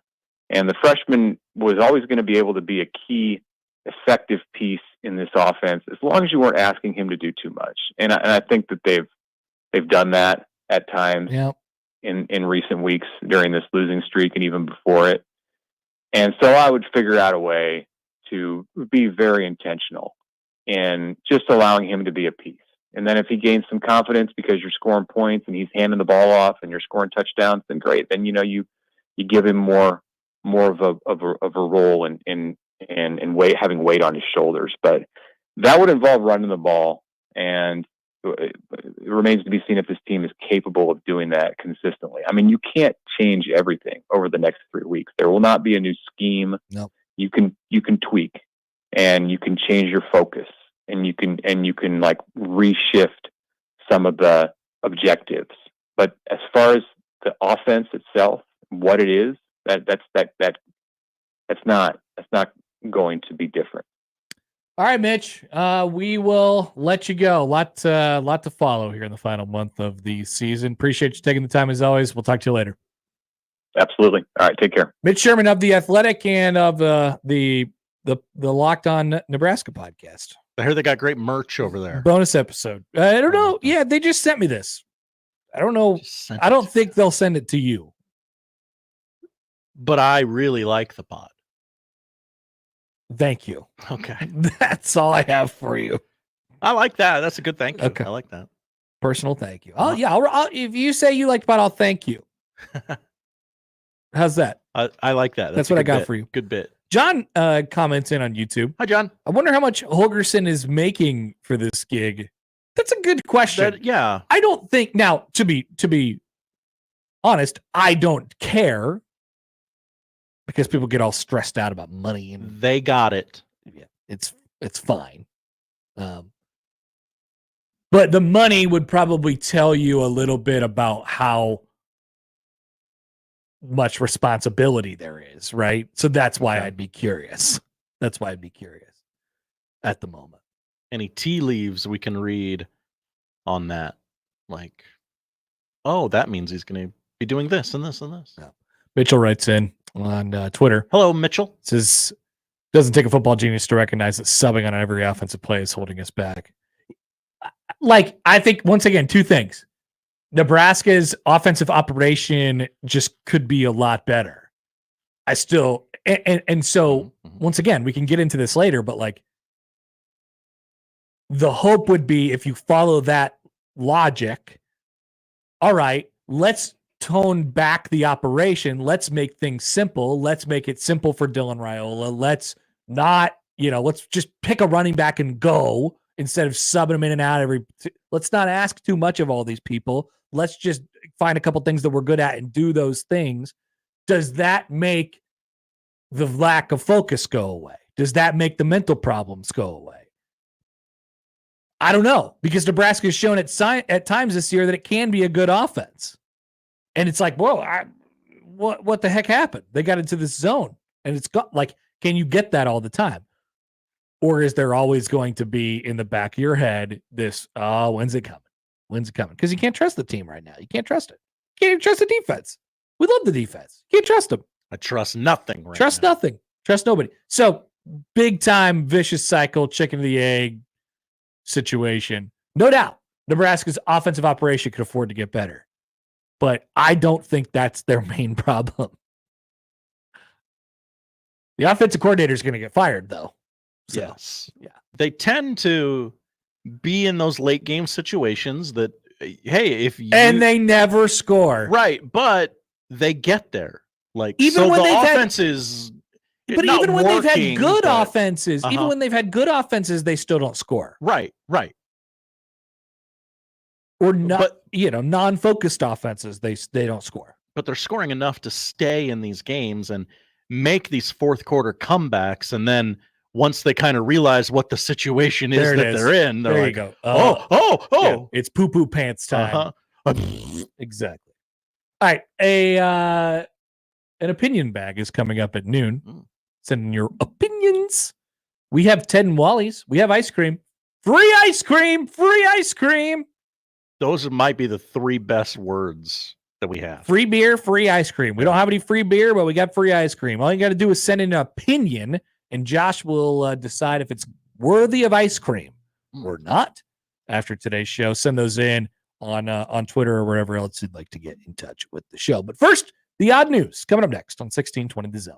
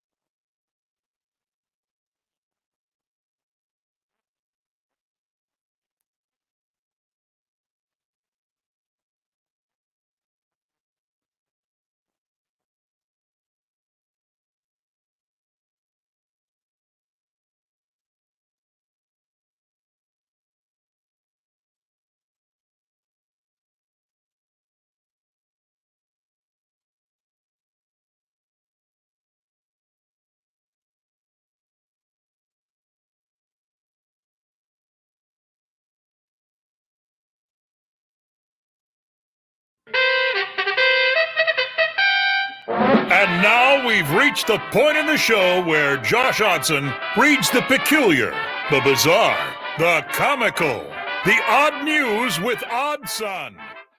Odd news, Odd Son. See what we did there? The odd news with Oddson. That's right. It's time for the odd news. Getting your opinions for the I Have an Opinion segment, which is coming up here in just a quick minute. Got a couple in on the text line already. Josh, I got a video for you. You don't have to turn the audio up. It doesn't have any audio attached to it. Oh, okay. I got a video for you that Creighton just put out a few minutes ago. Great job by our dear friends at Creighton and their social media team, Andrew and the team over there. I assume this is Andrew's doing. Here is Stephen Ashworth getting prepared for more Creighton basketball tonight as we put it up there. He just looks at the camera like he's Jim from The Office. Oh. We're back, baby. We're back. So good. The fast zoom too. It's perfect. Did I do that right, honey? Did I do that right? Just right into it. Right. We're back, baby. We're back. Creighton basketball is back tonight on 1620 The Zone and 1019 The Keg. Pregame starts at 6 o'clock with Austin Jacobson. Nailed it. And then we'll go courtside to John and Ross at 7:30. And then the game will happen. And Creighton will score 100 or more points. And everybody will get Godfather's Pizza. And then postgame will start with Jimmy afterwards. You nailed it. Hello. I know what I'm doing. Yeah. Jay's Live returns tonight. Sexual performance. That's what it said in the arena. Yep. It's brought to you by Great Clips. Oh, hello. Yeah, watch out. Why aren't we on the Connor Happer Show brought to you by Great Clips? I don't know. Okay. All right. What do we got today, Josh? We go to the National Basketball Association. Love this league. Monday night. The let's see, what combination of teams would this be? This would be the Hornets at the Wolves, I believe. The Timberwolves. Oh my God! Oh my, what a disaster! Oh no! Disaster! What a bad idea!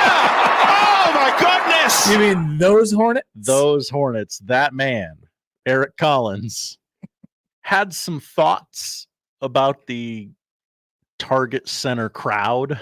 Oh, really? On the broadcast. Oh, really? With a few minutes to go in garbage time, Rob Dillingham entered the game for Minnesota. Uh-huh. It is only his second appearance for the Timberwolves, as the franchise is clearly taking it slow with the 8th pick in the 2024 NBA draft. Mm-hmm. Did you know that was the 8th pick in the 2024 Rob draft? Dillingham? Yes. I mean, I wouldn't have been able to get it. He was the 8th pick, but I knew that he was a lottery pick. Okay. When he took the floor, he received a standing ovation from the home crowd in Minneapolis. Eric Collins did not like this. What did he say? Quote, "What the heck did he ever do? Really? Good golly. He's played before. He played in one game, hasn't scored," Collins said in an astonished tone. The simultaneously incredulous and bemused reaction is hilarious, as he literally can't fathom why Rob Dillingham is getting cheered like Michael Jordan in his comeback game from retirement. But the Minnesota fans were very, very excited. Why? Why were they though? Is he from there? I don't know. I think it might have been like, I'm guessing it was a sarcastic applause. Like, oh, hey, he got in the game. Oh. Wait, but why were they? Yeah, was it that? Why were they excited about this? That's what I assumed. We're winning by enough to put Rob Dillingham in. Okay. Well, okay. Oh, no, I get it. I mean, he's just the first round pick, right? Yeah. You know, you put the first round pick in the game. Let's see what he can do. Eric Collins, what the hell did he ever do? That's pretty good. Mm-hmm. I like that. Oh, no! Oh no! Disaster! What a bad idea! Oh my goodness! That guy is insane. Yeah, he's crazy. But he makes Northwestern Purdue sound like a barn burner every week. But I don't know. They stick him on the BTN crappy game. I know. Week. That's he's doing Hornets games. That's if you have League Pass, which there might be 8 people in this town who have League Pass. I got League Pass. Josh has League Pass. He's one of the League Pass people. He shares it with somebody. My brother. Yeah, there you go. Thanks, so bro. that only counts as one, by the way. So Celtics are on TV all the time. You watch those guys, and you're like, "What is this? Is a whole world that I knew nothing about." I love the ads. Weird. We head to Omaha for story number 2. That's where we're at. Don Bacon? No. This is actually. You had a call to make? It is a. Jess, do you have a call? Yes, we are breaking news here at 1620 The Zone. We officially have our truck spill of the week. Hell yeah. In Omaha? In Omaha, Tuesday morning, just off I-80 near 84th Street. Okay. 5:30 a.m. Wow. Would you care to guess what spilled all over the roads here in Omaha? It's gotta be can you give me like a general direction? I will give you a category. I would say food and drink. All right. Maybe emphasis on the latter. Bud Light. Bush Light. Leinenkugel Summer Shandy. No, none of those. Okay. Sprite Zero. Closer? Okay. I guess. Ginger Ale. Schweppes. Go Big East. Yeah, it's Big East. Welcome to Big East. No, hundreds of boxes of C4 energy drink spilled across the highway, the interstate. All right. Interrupting everyone's morning commute. No injuries. I do see people seems drinking to be those. fine. I do see people drinking those. It's kind of weird. Those are a lot. Yeah, that. Once again, somebody gave me one of those. What were those drinks that everybody was drinking? Whatever newfangled energy drink was happening like a couple of years ago. Somebody gave me one of those, and I was like, I cannot. If I took another sip, I will die. I will have a heart attack. I'm going to fly out of this room. Yeah, not doing it. Stick to coffee. Coffee. Black, right? You still black coffee? Well, yeah, right. Okay. Good on you. I love an Americano. Yeah. But if there is a place that has a vat of coffee in the cups, I'm getting it. I imagine the Memorial Stadium on Saturday, I had to. I imagine coffee at the chai is plentiful. That's where I didn't tell you this, Josh. So it is, by the way, they have a coffee cart. So I was at the coffee thing on Saturday at the game, and it was halftime, and I bumped into Yogi Roth. He was doing the game on the BTN. Yeah. And Yogi was like, "Love what you guys are doing. Listen to the shows." And I'm like, why do these people keep doing this? Why do they keep saying that? I'm like, "Whoa, are you serious?" He's like, "Oh yeah, you guys do a really good job." This was unsolicited I never met the guy. Is that a form of prep? It must be. They must be listening to the show. Was it possible that guy from NBC was not lying to us? Paul Burmeister. He sounded like he was lying to us. So we got Paul Burmeister and we got Yogi Roth. Those are our guys. Wow. We should have Yogi on. We should call him. I would love to have a man named Yogi on this show. He's a great guy. He did a good job at the game too. He's a great guy. Yeah. And he loves 1620 The Zone. Wow. Hi, Yogi. Unsolicited. Thanks, Yogi. We don't know who's doing the game next week, do we? No. A little early. That's fine. We end the odd news in LaGuardia. Oh, what an airport. Well, They have delicious chips.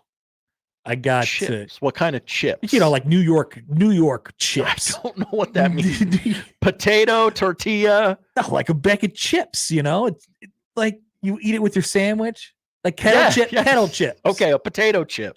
I mean, yeah. It's a kettle cooked potato chip. Yeah. Great potato chips. I wanted to buy 6 bags of potato chips, but they cost like $4 a piece. Okay. Tiny bags. Well, maybe they will drastically reduce their prices after this. In a TikTok clip. Oh, yeah. Shot by a Spirit Airlines passenger. Great combo so far.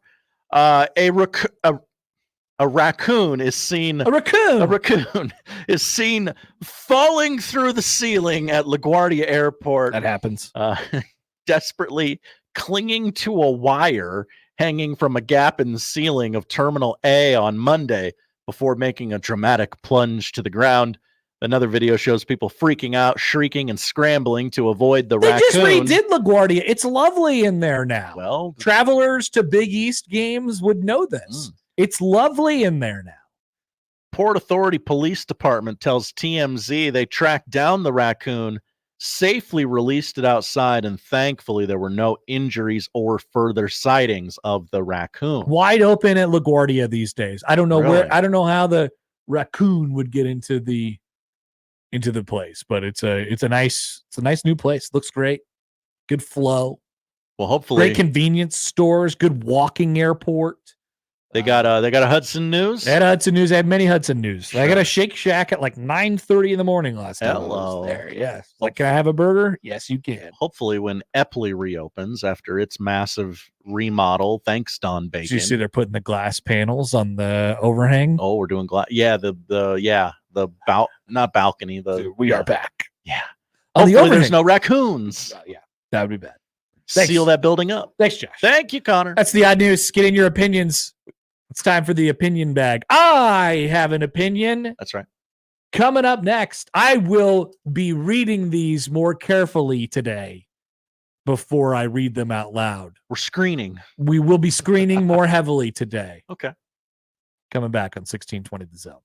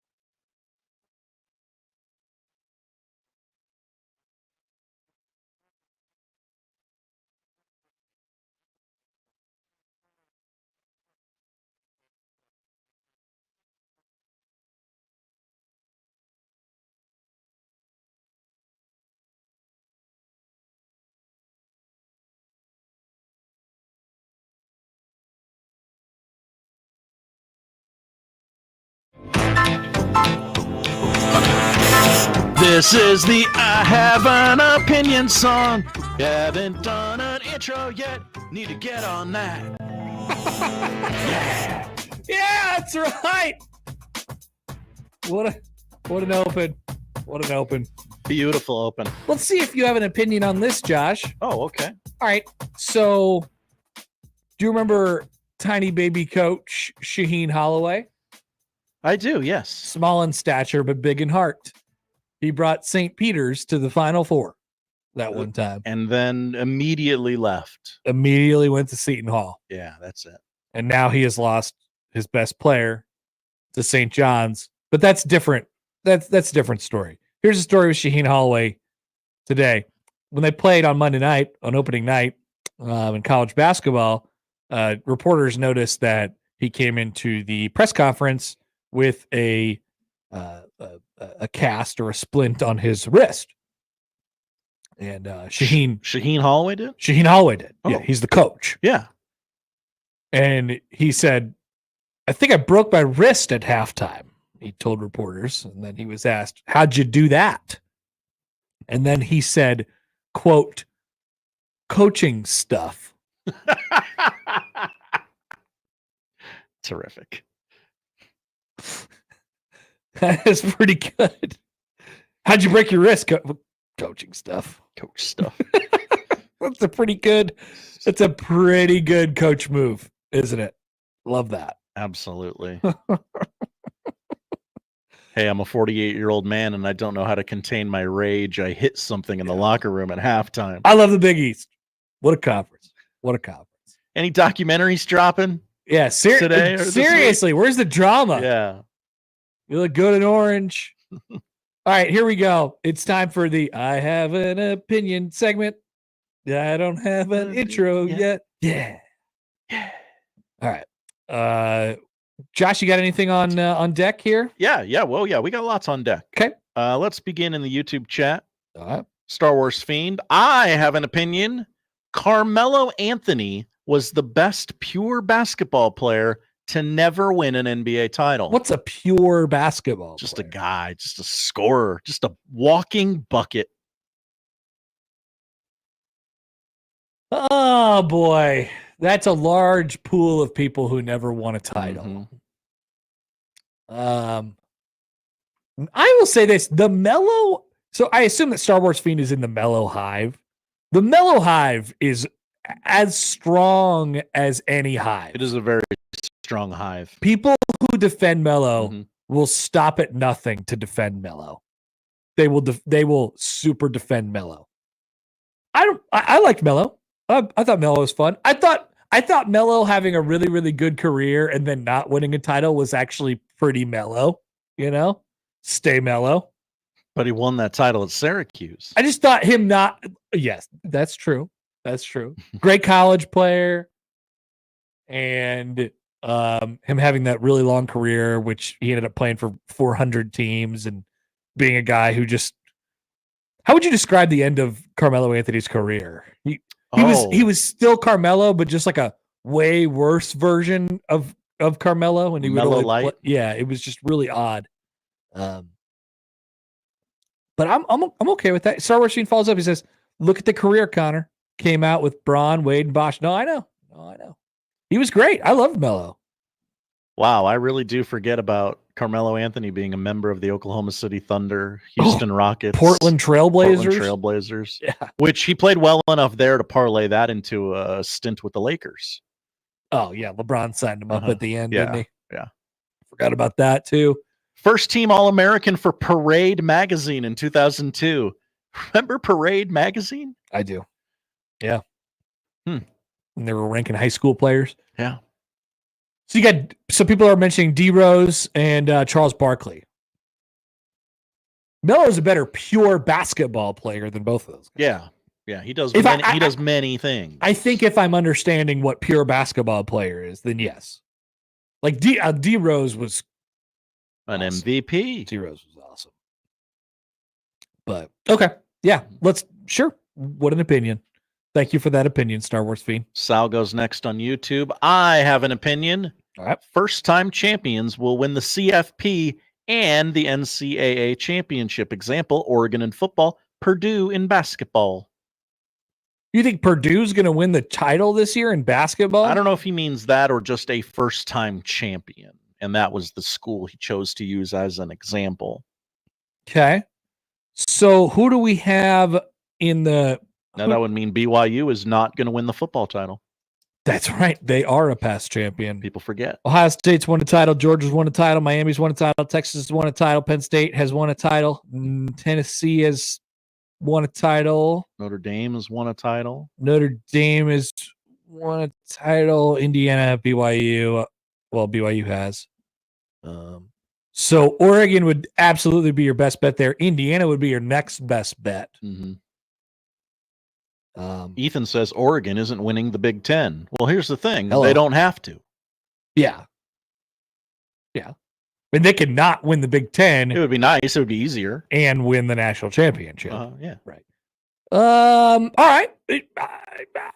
I'm not sure that I agree with you, but let's do it. I like that you're going out there. You're It's an saying opinion. something. In basketball, there's many teams who have not won a championship. But what you're really saying in this day and age is that UConn is not going to win. Yeah. I would bet the same thing for the record. Creighton. But I would have bet the same thing last year, and they ended up being even better. Creighton, yeah, that's right. Never won a championship. People forget. Another sports opinion from Brian on Twitter. All right. Here we go, The Brian. Chiefs don't need to lose a regular season game to win the Super Bowl. You know, they always ask the undefeated team at the end, like, hey, do you want to lose a game right at the end so you don't have the weight of an undefeated season on your shoulders in the playoffs? No! The answer is always no! Yeah. So I think I get where he's going, like you almost want to, but I feel like the Chiefs are already flying so close to the sun that they just have to deal with this every week, and they've just figured out the right. They just have to deal with it all the time. So I agree with that opinion, as I guess what I'm saying. They don't. I won't be, hey man, should they lose? Just get it out of the way. I don't know that. Football is so. Football happens more in a vacuum, just like week to week, than most other sports, right? So it's just like, all right, let's just win the game in front of us. And if we could do that 1-0, 17, 18, 19, 20 times in a row, then we'll win the Super Bowl. That's a really weird sentence. If we could just do that 20 times in a row. But it's really just one. You're right. The Chiefs are 8-0, but they're not really 8-0. They're just trying to go 1-0. We've gone 1-0 8 times. Right. Exactly. Way to go, football coach. Ethan on Twitter gives us one. Hello, Ethan. I have an opinion. I think the average person could more easily land a small aircraft than back up a boat trailer down a boat ramp. Whoa. I would feel very unconfident about my ability to back up a boat trailer down a boat ramp. Yeah, absolutely.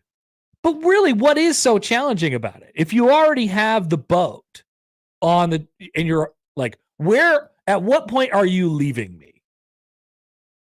Right? At what point do I no longer get the setup, get the guidance on the boat backup? Oh, okay. Right. At what point are you getting out of the car and saying, Connor, put this boat in the water? I mean, I'm probably going to give you 2 or 3 shots at it before I just get fed up. I'm like, oh my God. No, but I mean, like, where do I start? Is the car already facing backward, like toward the lake, where you could just simply like move, or do I have to find a way to position the truck so I could turn it backwards, get the boat down? Because I feel like I could just back up if it's a straight shot. I feel like you probably got to do the whole thing, the navigating the truck, and I don't know. Then the backup. That seems difficult. Maybe I agree.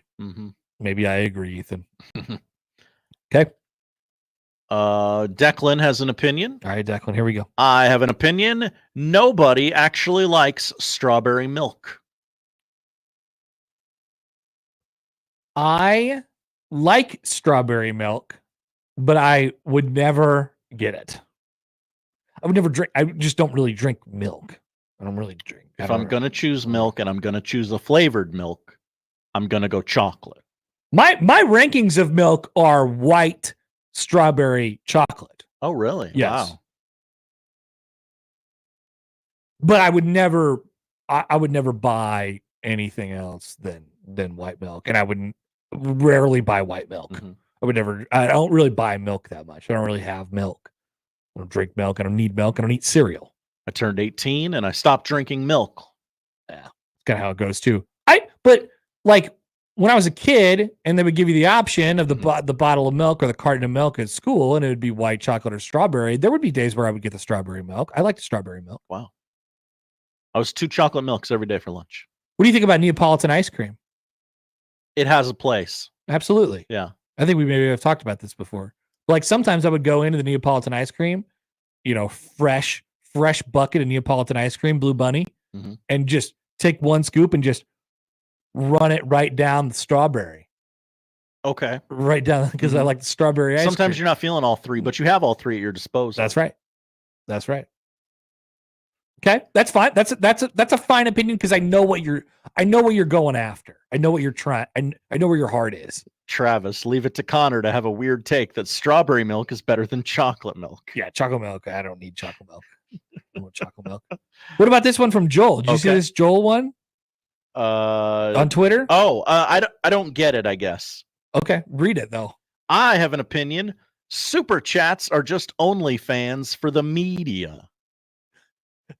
Okay, so there's a reason why you don't know what this is, Josh. It's because I'm in the media. Yeah, no, it's not about that. It's about the super chats part. Okay. You don't know what the super chats are. Not a clue. So if you get your YouTube monetized. Oh, you can have YouTube monetized? Wow, we should do that. If you get your YouTube, there's people making money off of YouTube. No, it's not. It gets even better, Josh. Oh, not only can you get your YouTube monetized, is you can have people pay to make a comment. It's called a super chat. Pay to comment. Yeah. So the Husker Online show, they do this. Who would do that? They do this. They do their post game show after every game, and Sean will go through and he just only reads the super chats. Look. Here's a super chat. That person paid $5 to do that comment. It's absurd. What a Sean Callahan move. It's a great move. It's an incredible move.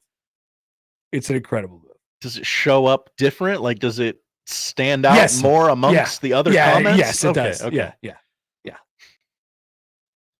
Why would anyone pay for that? Hey, man, if there's a market for it, people really want to get their comments right on the post-game show. Sure.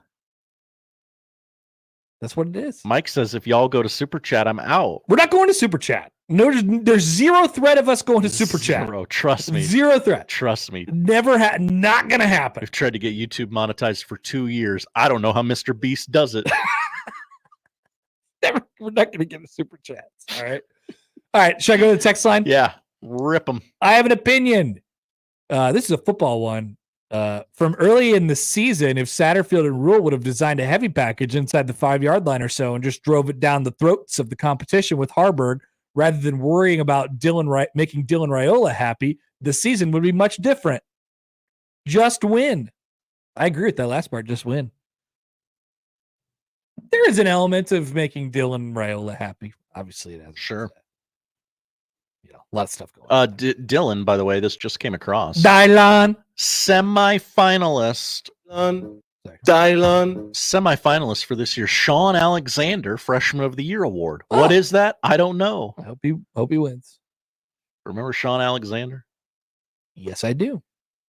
SHAUN.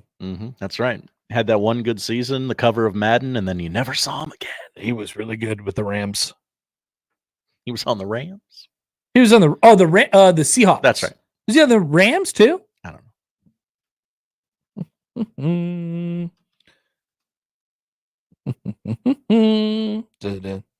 Seahawks and the Washington. He wasn't on the Rams franchise. All right. Okay.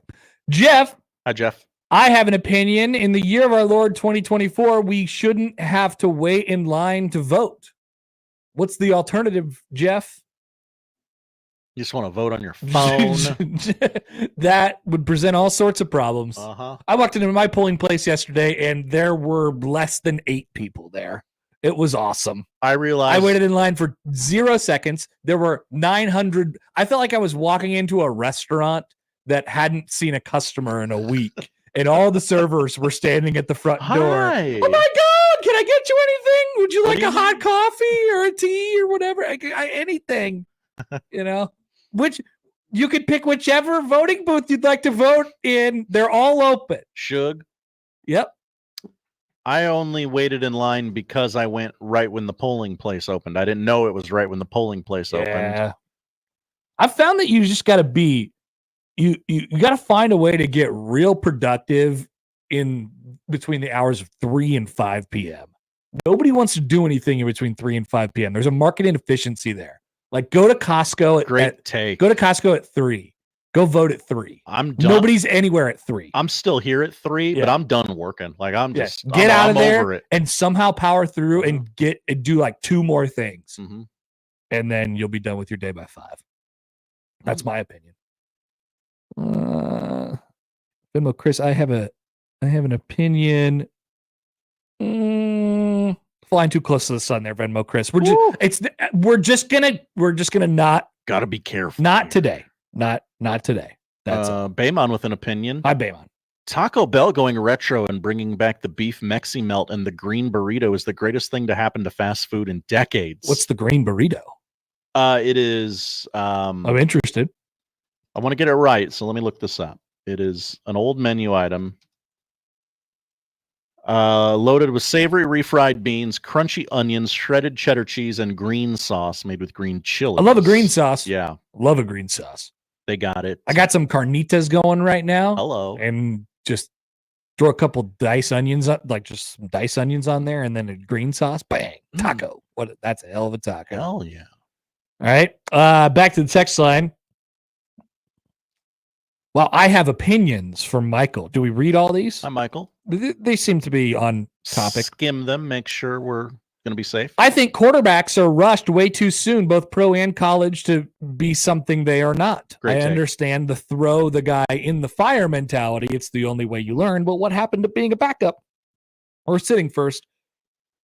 Only a slim margin of those type of day one starters actually pan out. I mean, in the pros, Eli, Brady, Rodgers, Mahomes all sat to start the season their first year.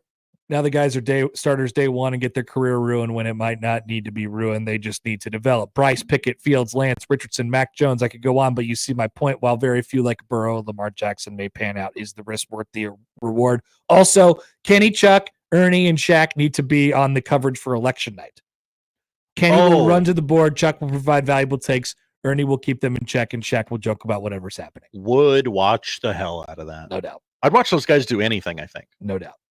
And I would like TNT in this last year that they have them all together to prove it. Put them on anything. Have them do like commentary of an old Law and Order episode. I think I'd watch it. That'd be good. Watch along with the NBA on TNT crew. For an episode of Law and Order. It's a 17-year-old episode of Law and Order that you've seen 4 times before. But Absolutely. You don't care. I'd love to watch it with those guys. Yeah. I have an opinion from the 308. Hi, 308. From polls and opinions I've seen on X, Scott Frost's sins have been forgiven due to recent events. Wow, Scott Frost is off the hook because Matt Rule has lost 3 games in a row? I don't think so. No. I don't think so. Still hate that He's guy. not off the hook. No. He's not off the hook. Poll question, is Scott Frost off the hook? I don't like it. Cody. Hi, Cody. I have an opinion. Now, I'd like to just end the sentence with I'd like to end the opinion with the first sentence and just get your reaction. But there is more. I'll add context if you want it. Okay. But here's the first sentence. I have an opinion. Trees are terrible. Would you like more? I think I know where we're going, but I would like some Where do you context. think we're going? The cleanup this time of year with the trees is really not worth the. That is one of the points. Having a tree. That is one of the arguments that Cody uses on trees are terrible. Okay. I have a pine tree and I hate it this time of year. Trees are terrible. They block the sun at my pool, making the water cold. They ruin the yard, taking all the water. They ruin the landscaping, and you have to pick up their stupid leaves. Trees are terrible. Like, I think trees are pretty good. Domestic trees are terrible. Domestic trees? Like trees, like trees for fun? Yeah, trees at your house are bad. Trees in a forest, very good. Trees just in nature, very good. You are out on the domestication of trees. Yes. Interesting. Mm-hmm. That's got to be a poll question. Are you out on the domestication of trees? Well, like if you put up like fun trees, people will think that's a different thing. Yeah. That's legal now. Well, no, it's not. I was told it was. That's not. It's not what you voted for, Josh. Voted for. That's a different thing. Oh, okay. John. Hi, John. I have an opinion. Backing up a trailer or a boat is not difficult at all. And if it is that hard for you, you should not be towing one. I agree with that. Probably right. I agree with that. Too many. Don't try to be somebody you're not. There's just a lot of, I'm a guy. I can do it. I can do anything. No, I know my limitations. I'm a good self-scout. Jesse says, I have an opinion. Josh needs to whisper win games 100 times a show. I have not done that a lot this season because we were winning so much. Win games. Yeah, definitely win games. Got to bring that back.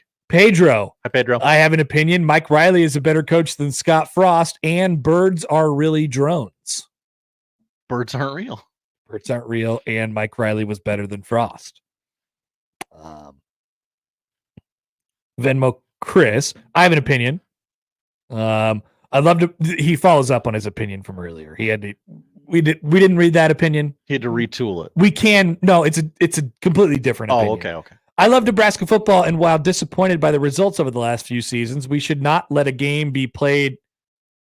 We should not let a game played by kids make us crazy / unhinged. So Venmo Chris is saying, get some perspective. You are right, but I'm not gonna do it. I'm still gonna freak out. Still gonna freak out. Yes. Chris on email. Hi, Chris on email. Neapolitan ice cream would be great if they remove the vanilla and strawberry parts. Well, here's the fun part. They do that. They sell that. Yeah, you could get all kinds of chocolate ice cream. Zach, I have an opinion. Hi, Zach.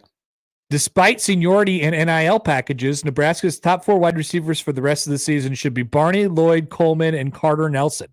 Coleman and Lloyd got open and behind the defense versus Big Ten teams last year than Banks or Nair have at any point this season. I would say, Zach, that context is important here. I don't mind where your head's at. Banks has been a tough watch. But I will say, like, the times, by the way, Jalen Lloyd had 6 catches last year. Okay. He had 6 catches. Is Malachi even on the team? He is. Okay. He exists. Okay. And he's alive. He's well. it's like he was open all the time. Like that is a little revisionist history. I agree with the point that Banks and Nair have been disappointing this year, especially Banks.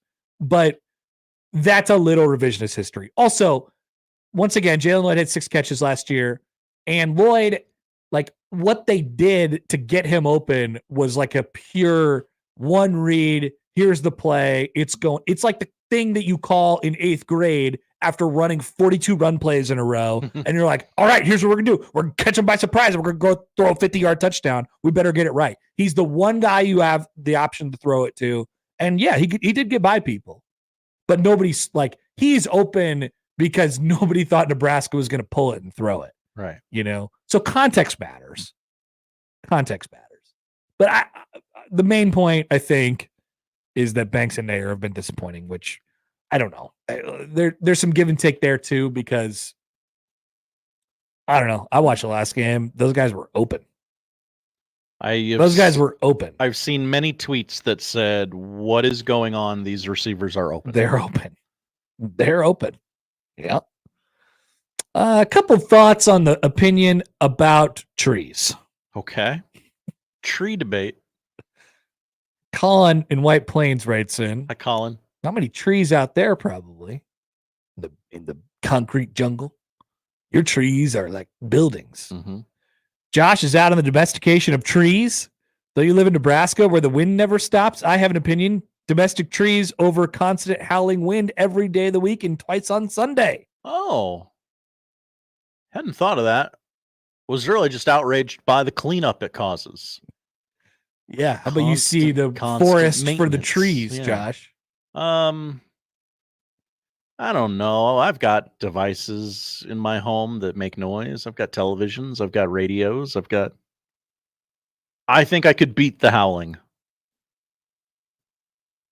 Yeah. It's not the sound that the wind makes that makes me the most triggered about the wind. Mm-hmm. It's the wind.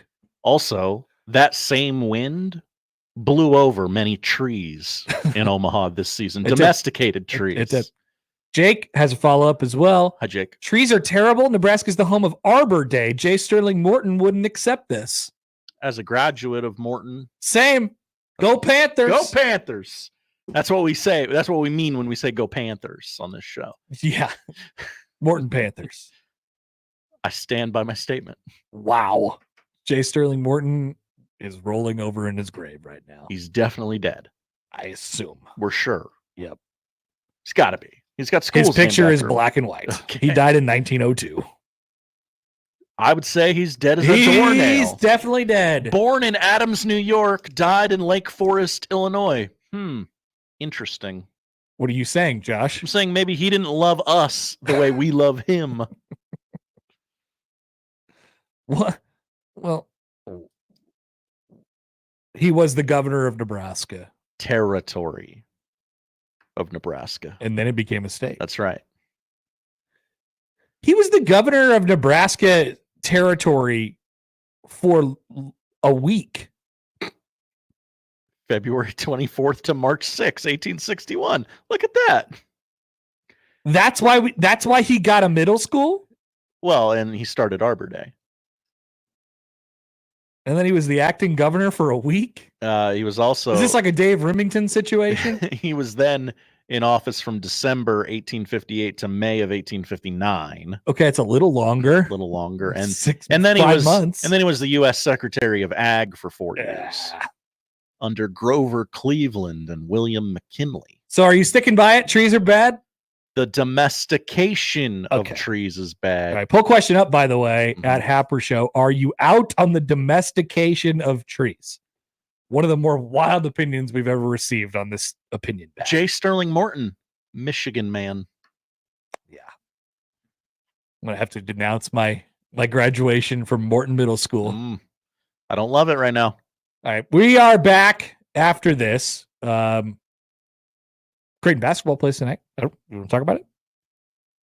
Robin Washut's going to join the top of the 1 o'clock hour. Can I listen to you talk about it? Because I think you're excited. I think you have points to make, and I know nothing about the team. I know nothing about UTRGV. I would like to learn. If you'd like to listen to opinions about Creighton basketball, the next segment might be good for you. Okay. On 1620 The Zone.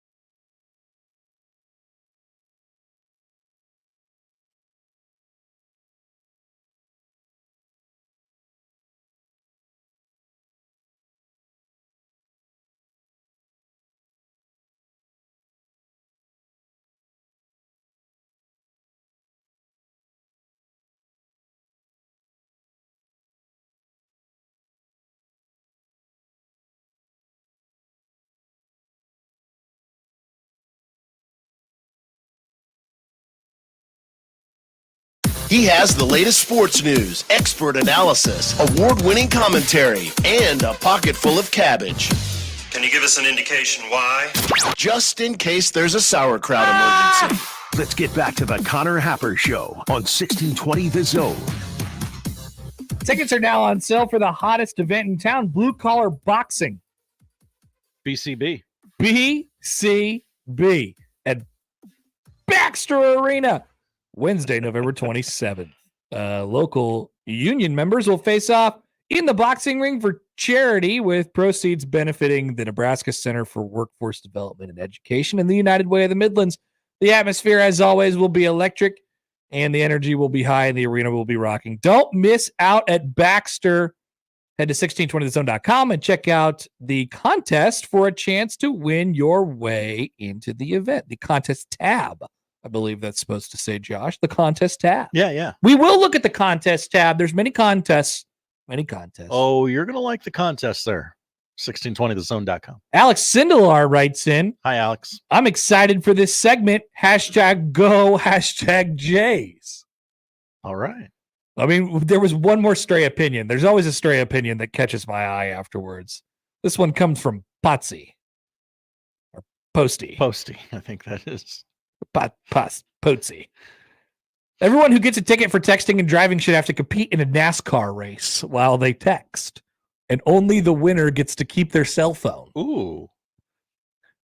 What interesting? What do the logistics look like? Everyone who gets a ticket for texting and driving has to compete in one giant NASCAR race, from like a month, every month, or a week. Yeah, that's a big NASCAR race. Probably somebody's gonna die. Yeah, that's a big NASCAR race. And then they have to text while doing the NASCAR race. Yeah, text and drive then. So a lot of people are gonna die. Yeah, a lot of people are gonna die. A lot of people. Pretty quick. But the winner gets to keep their cell phone, and all the losers have to throw away their cell phones or be dead or die. Yeah, that is a little off the wall. I'm not sure about that. I can't fully endorse it, but I like that you're thinking of a solution. Yeah, this solutions oriented business. I guess that's what Posty's in. All right, Creighton plays tonight.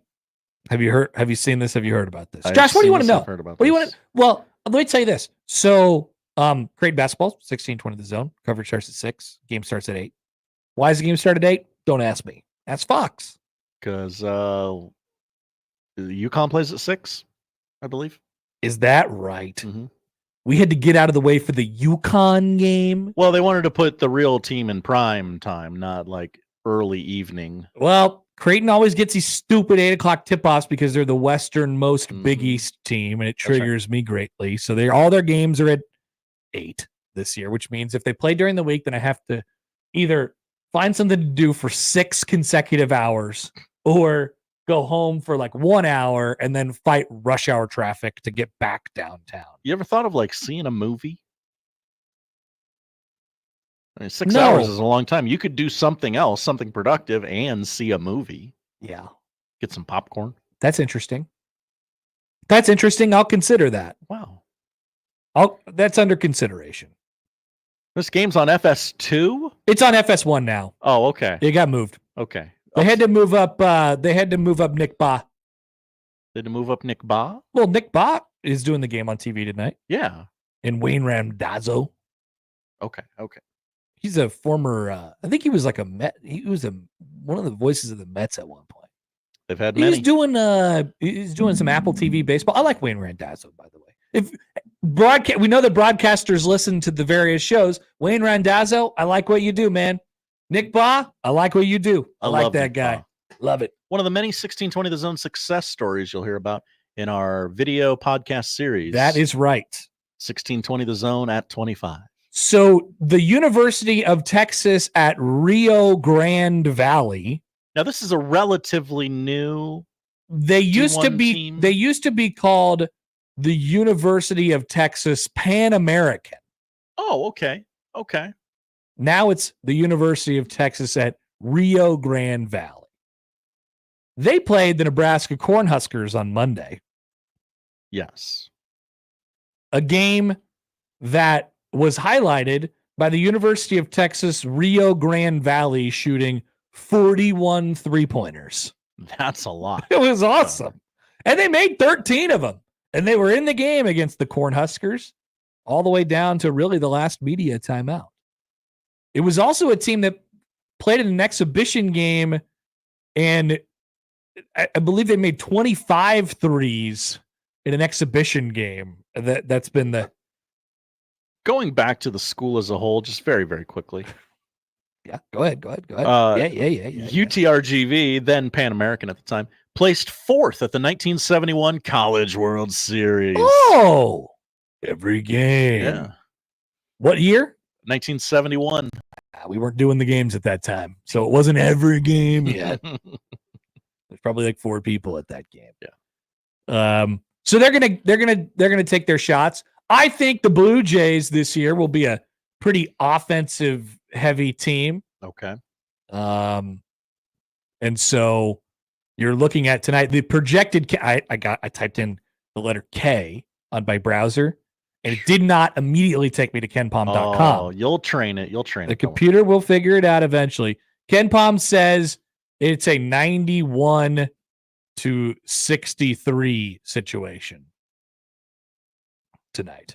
91-63. That's 144, right? It's 154. 154. Sorry, yeah, 154, which is 1.5 points shy of the number. It's also 28 points difference, which is a little lower than some people. So I think Creighton's probably going to score 100. I would say so. But remember, Nebraska beat UTRGV by 20. That's right. 20 points, Josh. 20 points is 20 points. Don't look into it. It's 20 points. Creighton will be an offensive team. We've talked about this a little bit before, but they are going to, they have to, first of all, they have to figure out what they're going to do with some of their personnel first. Be really curious to see. I mean, redshirt decisions got to be made, right? And so we'll see, I think we'll see some of the results of that tonight. If you don't see Ty Davis tonight, maybe it's a safe assumption that he's a redshirt. You only get 4 games with these guys. And you got to redshirt them. No, you don't get any. Oh, you don't get any. I don't think so. You don't. You just make that decision before the season starts, or maybe you could play him for a couple seconds and see if you can get a waiver back at the end of the year. But that'd be stupid because then you have to go through that stupid process. I can't imagine that they would redshirt Jackson McAndrew. But they do have some interesting pieces at those spots right now, and they might not have a lot of minutes to go along. I think Jackson McAndrew is a guy that you have to play and develop. So, but if you don't see him tonight, I wouldn't be particularly surprised, but I don't know if he's a redshirt. I wouldn't do that personally, but we'll see. I think it's a conversation that could potentially be on the table. And then there's the whole Fedor Zugic conversation that, he's obviously not going to go tonight unless there's some surprise Rothstein tweet about his eligibility coming through right now. But in which case, I still don't think that's. I mean, I don't know what the timeline is on that at the moment. Watching them practice, watching Creighton practice, he doesn't operate usually with the first group, so they are moving without him at the moment. But obviously, he's a good enough player. You incorporate him in when the NCAA says it's okay to incorporate him in to the process right now. And then you have the old guys, the married guys, the married boys, multiple married people. Did you see the Kalkbrenner Ashworth ticket shirt? It's for president, no. Kalkbrenner Ashworth 2024. They basically could run for president. They're 35. Wives said it was okay. yeah, there you go. Yeah, one of them's got a kid. The other one's married. Did you read Ryan? So Ryan Kalkbrenner did a Players Tribune thing. I saw he did. I've not had time to sit down with it yet. So he wrote, he wrote a little bit about his, how Omaha's a home, and his Omaha, his wife was a Creighton women's basketball player, Rachel Saunders. And he said basically how it worked was he put her on the ticket list, and he had to he had to declare what her relationship was to him, and he wrote without asking, girlfriend. Oh. And she was like, all right, cool. Guess we're dating. Yeah. I thought that was pretty ballsy. Oh, wow. Okay. I thought that was pretty ballsy by Kalkbrenner. Good move by that guy. I just claim you as my girlfriend. You'll never leave. But Creighton's entire defense, like, it's just him. You know, they don't have. Do you think the defense is a problem? I think stopping guards will be a problem. Okay. I think stopping guards who can get cooking is going to be a problem, and there's no shortage of guards in the Big East who can get cooking. And in the tournament, it's all guard play. It's all guard play. People forget. In the tournament, right? It's all about the guard play. It's all about matchups. So those are all things you're gonna have to watch. What will you find out about, about this team in terms of like how it's going to look going forward tonight? Probably not much. But interested in some of those redshirt decisions, and interested to just get back in the building. Oh, it's going to be great. Seeing some people again. Seeing some people, talking to some people, shaking some hands, saying, "Hey, it's been a while." What I think you went through this whole segment, and forgive me if I missed it. The Pop Isaacs. Pop. We're excited to see his play. We love Pop. Okay. It was a great performance against Purdue for Pop. Okay. Because he was pretty efficient shooting the 3-ball. And that was the dream, right? We're going to take two guys, Pop and Jemiah Neal, who were previously inconsistent, streaky shooters, and put them in a situation where they're in our offense, generate them better shots, and generate them better looks. And they will become better 3-point shooters. And inconclusive on Neal, and still inconclusive on Pop as well. That's to play out over an entire season. But the early returns are good in both of those categories, I think. Okay. I like that. That's good. Yeah. Thank you. We're breaking it down. John's got the call with Ross Ferrini at 7:30 tonight. Pregame starts at 6 with Young Austin. I've seen Young Austin around some Creighton stuff recently. He's been at the last couple of volleyball games. This guy gets around. We like Austin. He's got a little Connor Happer in him, and we like that. He just says yes to any job. Yeah. Okay. Well, I like that. That's good. All right. He's a real idiot. He's got a lot of Connor Happer in him. He's a huge idiot. All right, we're back to round out the hour. We haven't talked about the news. I mean, I know Nebraska to play USC for 10 days yet, but they have problems. Oftentimes we get real introspective and we start thinking that our problems are bigger than everybody else's problems. That's right. People got problems. Maybe not as big as our problems, but people got problems. We'll discuss some of USC's problems coming up on 1620 The Zone.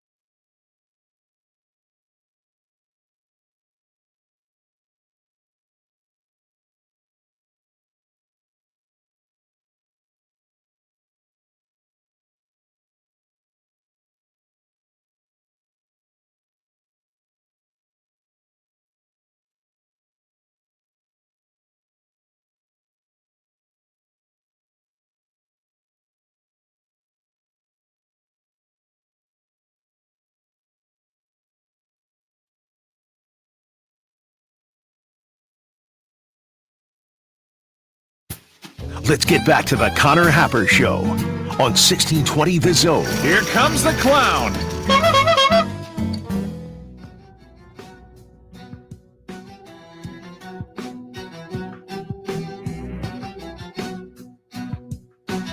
Nebraska's next opponent is USC. Aren't you excited, Josh, to go out west? It's going to be great. Nebraska, USC, that's a helmet game. That is a helmet game. First matchup since 2007. I mean, come on. What's not to be excited about? Kind of excited for the history lesson that we'll have next week on the show. That's right. Yeah, we'll wait till next Friday. Got a lot to talk about in that regard. Let's see. I'm not sure when the first matchup was in that series. Oh, my goodness. When was it? Well, USC is 4-0-1 all time in the series. Yeah, Nebraska's wins in 14, 7, and 06, and a tie in 19. Well, this isn't a tie. This is a USC win. What year was that? 1969. Okay, so they played each other in 1969. Oh, there it is. Tie in 1970. 69, 70, 06, 07, and 14. That's right. 4-0-1. 14, of course, being the Holiday Bowl. That's right. That was the game where Bo got fired and Tim Beck was like, it's my show now. Mm-hmm. Time to huck it and chuck it. And Tommy Armstrong. That was the last time those two teams played. They had a home and home. Very famously, one of those games got College Game Day to Lincoln, Nebraska. Mm-hmm. It was very fun. But both the programs are in different positions at the moment. Nebraska's probably not in too much of a different position. Sadly, time is a flat circle. USC 4-5 all of the sudden. Ouch. Ouchie. They lost to Michigan early, and I thought, I still think that team is pretty good. Then they beat Wisconsin. Then they lost to Minnesota, and I was like, I don't know. That's kind of a fluke. Then they lost to Penn State, and they were up in that game, and you're like, oh, boy. Then they lost to Maryland, and you're like, oh, boy. And they beat Rutgers and lost to Washington this past weekend. So they've lost a lot of their games close, and they're making a change at the quarterback position. They're going to their backup. Now, this is not a common situation. Jaden Mayava, you may have heard that name before if you're a sicko. If you watch Mountain West football, he was the Mountain West Freshman of the Year last year at UNLV. Then he transferred to USC and lost the quarterback battle to Miller Moss. Mayava lost the quarterback battle out of the season to start his freshman year at UNLV to a person named Doug. Okay. But then Doug got hurt and Mayava took over. Oh, no, Doug. Yeah, Doug got hurt and Mayava took over, and he threw for 3,000 yards last year, 17 touchdowns, and 10 interceptions at UNLV, and then he transferred to USC. Played sparingly this year, but there is a difference to his game. There's a bit of a scoot to his game. What? Sorry, I shouldn't have reacted. What? I'm doing some research for the 1970 Nebraska USC game. Now you have to say it. I know. Like I said, Jaden Mayava has got a little bit of scoot to his game. Nebraska will have to figure out how to defend a quarterback who might have the propensity to run a little bit more. Not going to be a statue back there. Now what? After the game in 1970, I want to emphasize that this was in 1970. What happened? Bill Cosby talked to the Nebraska football team after the game. Wonder what he said. Who knows? 1970, huh? Uh-huh. I closed all the other tabs. I will do no more research on this game. We will talk about that next Yes. week. I was trying to help, and then I emoted. I'm sorry. Jeff writes in. Hi, Jeff. We almost always get torched when the backup quarterback comes in. I'm ready for it again. This was the theme when this was announced. It was like, oh, Here we go. great. Yeah. Yep. He's going to run all over us. So what do you think about the idea? And it's a little moot this week because Nebraska has a bye. But there's this, you could tell the coaches would love to talk about it more, but they can't because it would come off as severe excuse making. But they clearly feel some type of way that every team gets a bye before they play them. They bring it up a lot. Yeah. And by they, we just mean Matt Rule. Uh-huh. He goes, I'm not making any excuses. He'll talk really, really fast. It's like, I'm not making any excuses. I'm just like, it's just what it is. But it is literally every team. And Nebraska has been every team's homecoming game this year as well, and they will be USC's homecoming game. It's just weird. And so his point last week on UCLA, they had a bye going into it, and he said they threw a whole bunch of stuff on us, at us on when we were on offense and they were on defense that just, we had to really adjust to during the game, and we maybe had a tough time adjusting to it. We had to adjust to it. So one wonders, USC is now trying to find their way to a bowl game. They need 2 wins in their last 3 where they play Nebraska, UCLA, and Notre Dame. Their best opportunity is to win against Nebraska and UCLA. I don't think they care overly too much about going to a bowl game, but it's obviously better to go to a bowl game than not going to a bowl game. How many stops do you pull out coming out of a bye against Nebraska? Well, you've already made the move to your backup quarterback. How much will Nebraska have to prepare for going into this week or next week? And how much will they say after the game? Well, we saw some stuff that we weren't necessarily 100% ready for. Once again, Nebraska has a little bit of a, they could say, well, it's our bye too. So they could throw some different stuff at him as well. But it works. Nebraska has not necessarily been very good at taking the low-hanging fruit this year, taking the layup, if you will. So there is that as well. Not everything is good everywhere else and bad at Nebraska. Other teams have their own problems. Lincoln Riley's already shut the media out of practice. For the second time this year. He is super soft. We know that. But be curious to see what the line looks like on that game. Because the thought on Nebraska is that they're pretty good. Obviously, you can't trust them, but Vegas kind of likes them. Trojans 2.5. Vegas kind of likes USC. I think it's more. More? I think it's more. 4? That'd be my 6, 7. The first number that popped in my head was 5.5. Okay. I don't know. But both teams definitely not in a great place from a mental perspective at the moment. Somebody has to win, though. Somebody has to win, Josh. They can't tie like they did in 1970 when Bill Cosby came and talked to the team afterwards. This is like the Penn State Notre Dame playoff game. That's right. Somebody's got to win it. Mm-hmm. All right, we will come back. Robin Washut will join us on the other side. We'll talk some football and some hoops. Get the scattering report on the Vaqueros, UTRGV. What to watch for. Coming back on 1620 The Zone.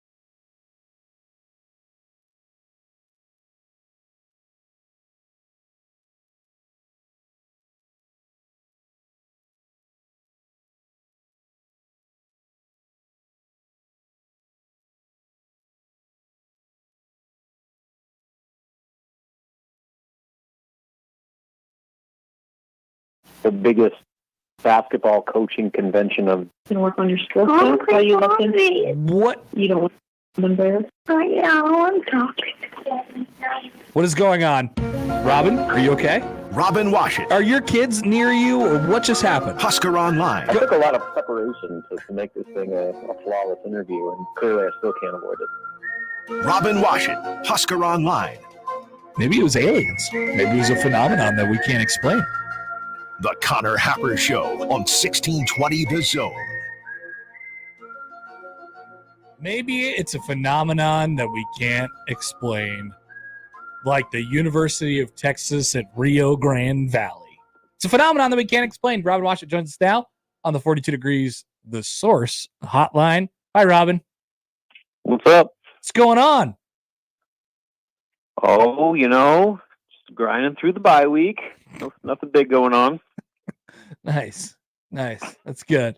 Let's start with basketball from Monday for Nebraska basketball. What'd you like? What'd you dislike? I mean, do we pay any attention to the fact that it was kind of competitive all the way, until the last media timeout, basically? To an extent.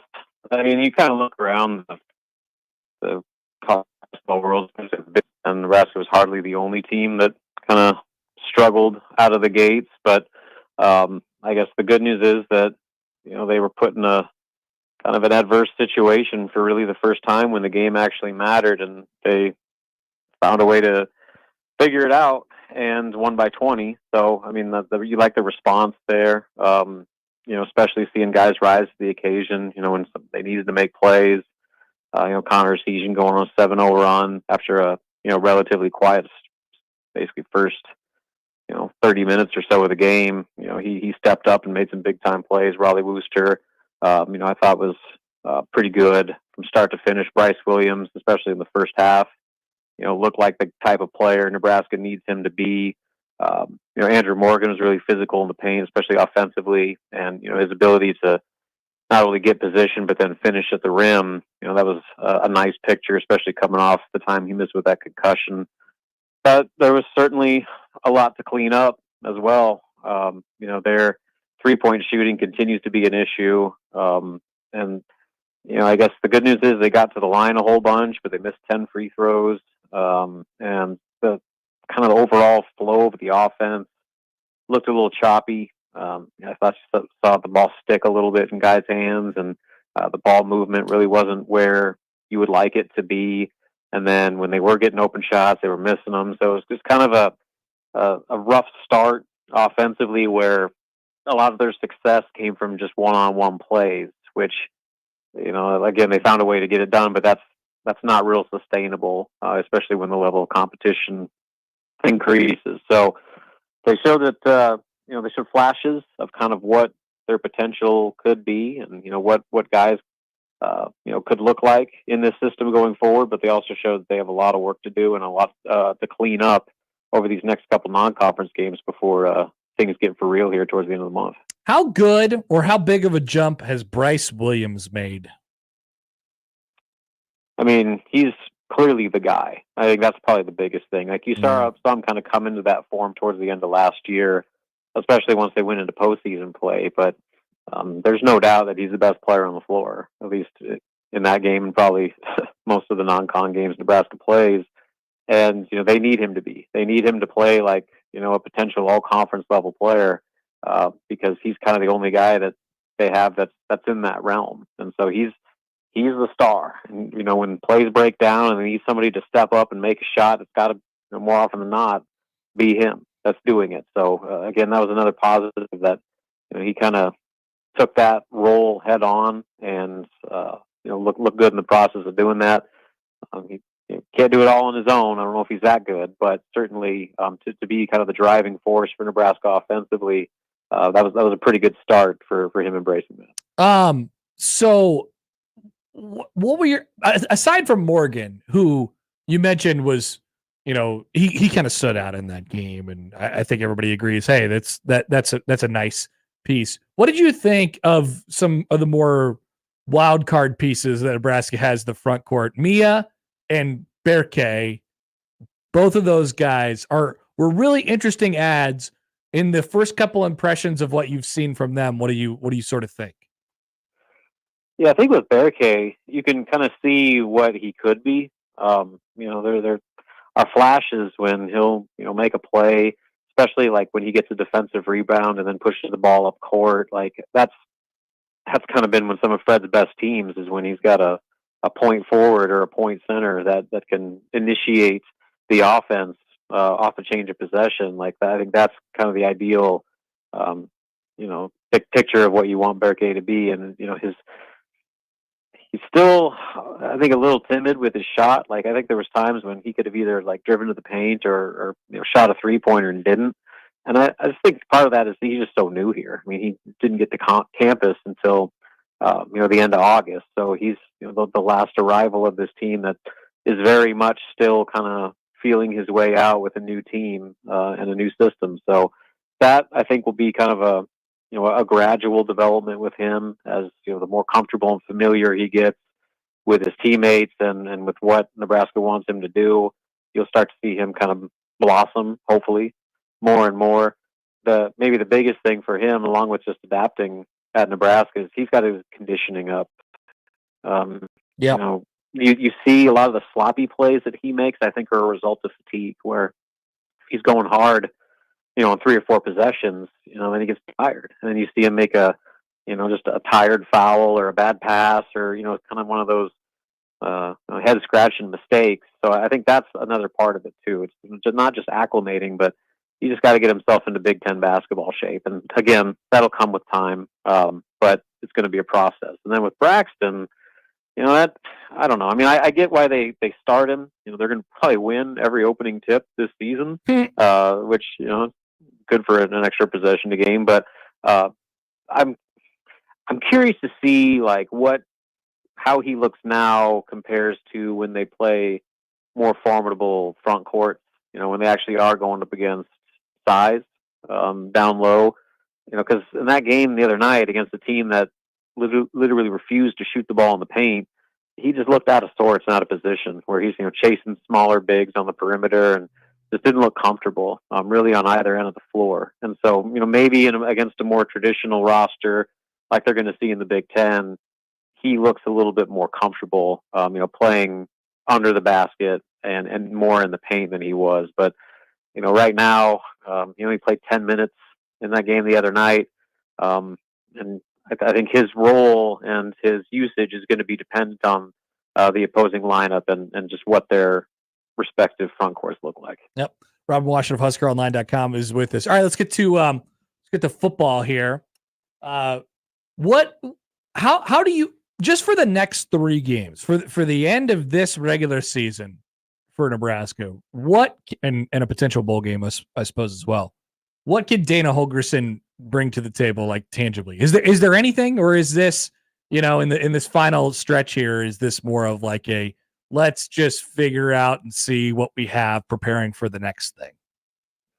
Yeah, I mean, I think there's some fundamental things you can put in there, like different ways to attack blitzes and different ways to create matchups downfield from what they're doing, and then just having like Matt Rule said, a fresh set of eyes that can see kind of what Nebraska's problems are, and then maybe have some different ideas of how to adjust to it. And this is a guy that has about as strong of a resume as you could possibly fathom to bring in 9 games into a season. So if there was anyone that was going to come in and make an immediate impact and make noticeable changes on that side of the football, it's probably going to be him. And with 2 weeks to do so over the bye, like the timing couldn't have worked out much better. So I'm very fascinated to see just the level of impact. You go back a couple of years ago when Bill Bush took over the defense, it didn't take long for them to look like a different unit. Now, again, they went from playing Oklahoma to much less powerful offenses, but still, like you saw them kind of take on a different mentality. And maybe, I guess, depending on what Holgorsen's role and involvement actually is over these next 2 weeks, maybe you'll see a little bit more juice on offense, to where they're doing some different things, and maybe guys feed off of that a little bit, and you see a little bit more of a spark than certainly what we've seen over the past few weeks. The other name that we haven't really talked about much is Phil Snow, that was reported that's being brought in as another set of eyes. I guess what's your read on that addition as a guy with a more of a defensive background? Well, he's just as fascinating when you consider that most people would agree that he was Rule's number one choice to be Nebraska's defensive coordinator when he was initially hired. And I think he was initially going to opt to step away from football and, do something else. And so they ended up hiring Tony White. So, I mean, this is a guy that has about as much respect and trust from Rule as anybody in the country. And, he's going to come in here and, have a lot of familiarity with what Rule wants, what he's looking for on that side of the football. And then maybe, just be able to give Tony White, who's had some struggles with consistency with that unit, maybe ways to stabilize things a little bit to where you're not getting these dramatic swings in performance from a unit that is really the key to Nebraska winning games. If the defense isn't playing well, their chances of winning kind of go out the window. So I think if nothing else, maybe it's just, another, set of eyes and ears that can evaluate, what's happening during the week that's leading up to these, EKG level ups and downs. Is your read that both of those guys will be on the staff next year? You never know, because I'm sure those guys will get other offers. Yeah. So unless it happens immediately to where I guess whether it's after Iowa or whatever it may be, that, because they got to have a plan in place. And I just find it hard to believe you bring in guys with those resumes and those ties. Me too. The Rule and all that they're just here to help out and chip in some advice. You think that they would have maybe other things they could be doing besides that. So I think that there's probably some incentive there for them to do this.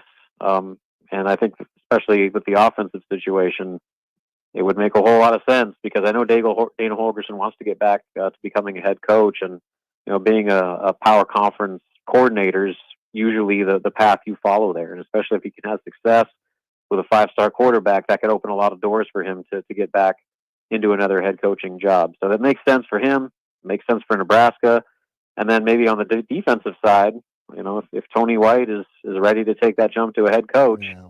Boom, you're going back to your initial first choice for a DC to replace him. Yeah. Robin Washut of HuskerOnline.com. Okay, Robin, appreciate it as always, my friend. We'll talk to you soon.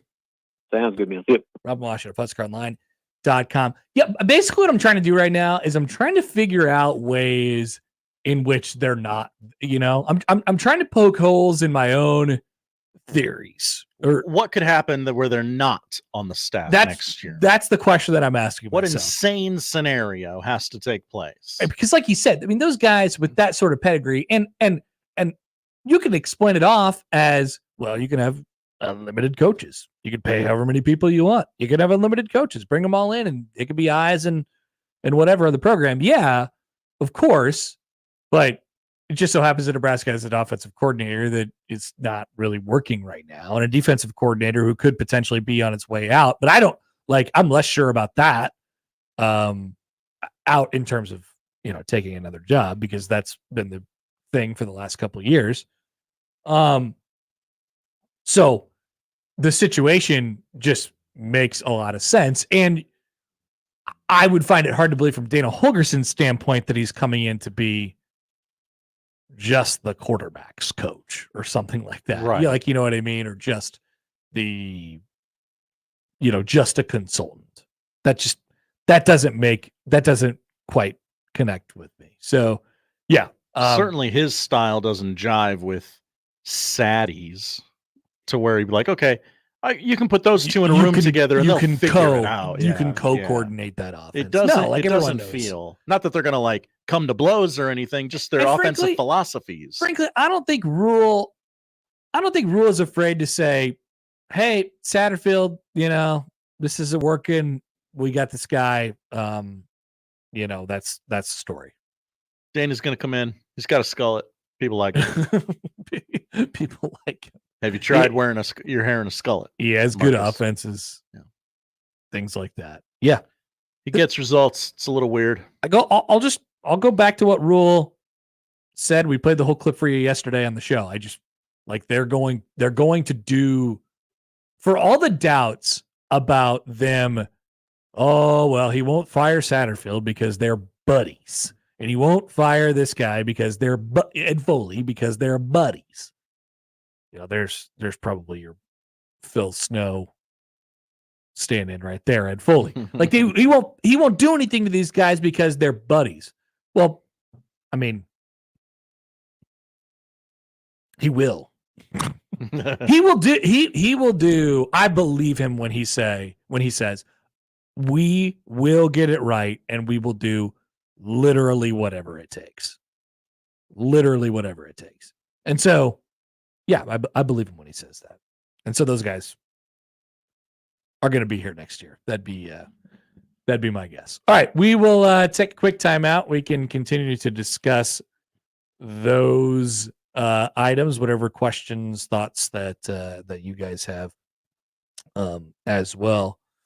Got a question here on the text line that we can get to as well. Also, a Nebraska basketball question came in. Ask Robin why Mia didn't play in the second half. So we asked him about Mia. Burke and Mia are like not really doing it for me right now. Oh, yeah. Love the potential. Love the ceiling there. Okay. Love what they could bring to the table. Burke. Yeah, they got to get in shape. I think both of them kind of do a little bit. All right, we'll come back. Still plenty to come in the Connor Happer Show in 1620 The Zone.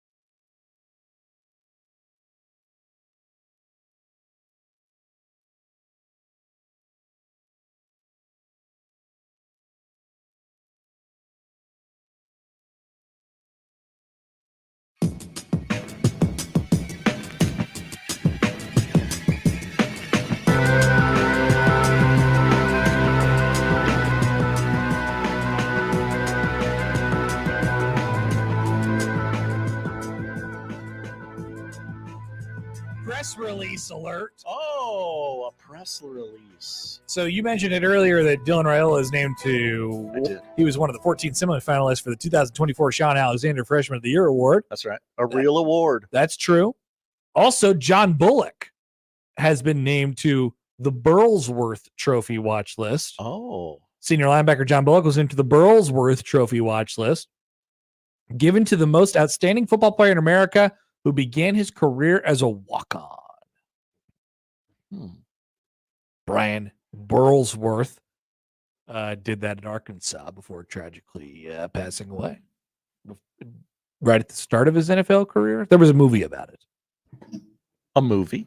Yep. Can't remember what it was called, but I've seen clips of it on TikTok. Oh, well. Josh. Connor. Rank the final 3 Nebraska games by winnability for Nebraska. Winnability. Yeah, winnability. Winnability rankings. Number 1 most winnable game over the last 3. I think on the face, I'm gonna go traditional conventional wisdom would lead you to Bucky the Badger. Yes. Is this true? That is where I will put at number 1. Although, yes, there is that whole history thing. Mm-hmm. Yeah. But just this year in a vacuum, that is where I would go. I tried to have this conversation with in my own head at some point in the last couple of days, and I was like, it's a great question. Which one is it? And what I ended up coming back to is I have no idea. I can't trust Nebraska to do anything. Right. So complicates things. Are they going to play well against a good team, which they do? Can they stop the run? If they can stop the run, they can beat Iowa. If they can stop the run, they can beat Iowa. Well, that's what I was that was my follow-up. What's 2 and what's 3 for you? Who's the team? Who's the team that they can't beat? 0. There are no teams that they can't beat. 3-0 on the table. 0-3 on the same table. So whatever happened to the talk of, what about that 1 in a million talk? Whatever happened to the talk about Nebraska going 8-4? Still could happen. Still could happen. Yeah. Would we be thrilled? That's a great question. Or would we be, or would we still kind of feel the, oh my gosh, I can't believe this team sometimes. God, a lot of things would be different if they went 8-4, wouldn't it? And we would not be in the existential crisis mode that we're in right now. Thrilled is maybe strong. I think you'd be looking at it and you'd be saying, wow, they finally got it figured out. Like, ultimately what people want is to have I always say this at the end of every season. Like, you want the end of the season, at the end of the season, to say, we want to keep the season going. Mm-hmm. God, I wish it was August 31st today. Right? In that case, Nebraska would have a bowl game, obviously, if they won their final 3, or if they won any of their final 3. So you get a bowl game in that case, and it shortens the offseason that way. But we know that you want to feel positive about the direction of the program more than anything, whether or not you get to a bowl game. Now, you can't sell that things are moving in a positive direction if you don't win any of the final 3 games. That's the challenging part. But can you sell it if you get to 6? How much you'd be able to sell it if you get to 7, and how much would you be able to sell it if you get to 8? You know, there's still going to be changes coming up. I think it'd be pretty. It'd be a pretty big success if Nebraska's able to win each of their last 3 games. But you would look back and you would say, what happened against UCLA and Indiana, and at the end of the Illinois game? I'd like a redo, please. I'd like a redo, but no, I don't. I'm not. So the reason I say that is because I was just reading they had a story up on CBSSports.com a couple of days ago. Will Nebraska miss a bowl game again? Oh, no. What's next for the Huskers? No. The narrative pieces are coming out. I saw a lot of people with takes about Nebraska. They're easy to write. Lot of people with takes about Nebraska. National people with takes about Nebraska. It's like I think the national people have finally got to the point where Husker fans were like 15 years ago. It's like, I'm not doing this anymore. I'm not fooling myself. I have to tell myself, no matter which coach comes in and says all of these things, that they still have to do it before I believe in them. That is now a requisite if I'm going to pick Nebraska to do anything of note. They have to do something before I pick them to do something, right? They haven't done anything. Maybe people thought that beating Colorado this year was the thing that they did. Mm-hmm. But I don't know. That didn't inspire a lot of confidence afterwards around here because of what happened in the second half of that game. Your boy Siggs is on Pat McAfee. Oh, really? Mm-hmm. What's he saying? A lot of people are listening to him these days. Nothing inflammatory. The clip has gone viral this week of somebody asking him, "Hey, what do you look at in a football player?" And he talks about all normal things that any coach would look at in a football player. And people are like, "Damn, this guy gets it." When you're winning, you are winning. Mm-hmm. When you are losing, nothing sounds good. Also, when you're winning, you don't have to say anything. I mean, when you're winning, like, people are just like, this is the way. Mm-hmm. Just said Curtis O'Rourke's the guy. He played really well. He's our guy. Yeah, on McAfee. Yeah, he's doing all these side interviews and stuff like that. People want a piece of this guy. They're 2 touchdown favorites in Michigan this weekend. That's wild. Michigan was in the national championship last year. That was last year. Morgan in Colorado writes in, "Hi, Morgan. Snow or Butler for DC?" See, we haven't talked about that side of the ball yet and what happens after this year. I don't really have any idea on how that's going to work. Oh, for coordinator. Yeah. I mean, sorry, I come from the world of JUCO where Snow and Butler are teams that Iowa Western has beat this year. What do you think, Josh? Snow or Butler? Doesn't matter. Reavers. Number 1. Waxed both those butts this year. Nice. Who do they play this weekend?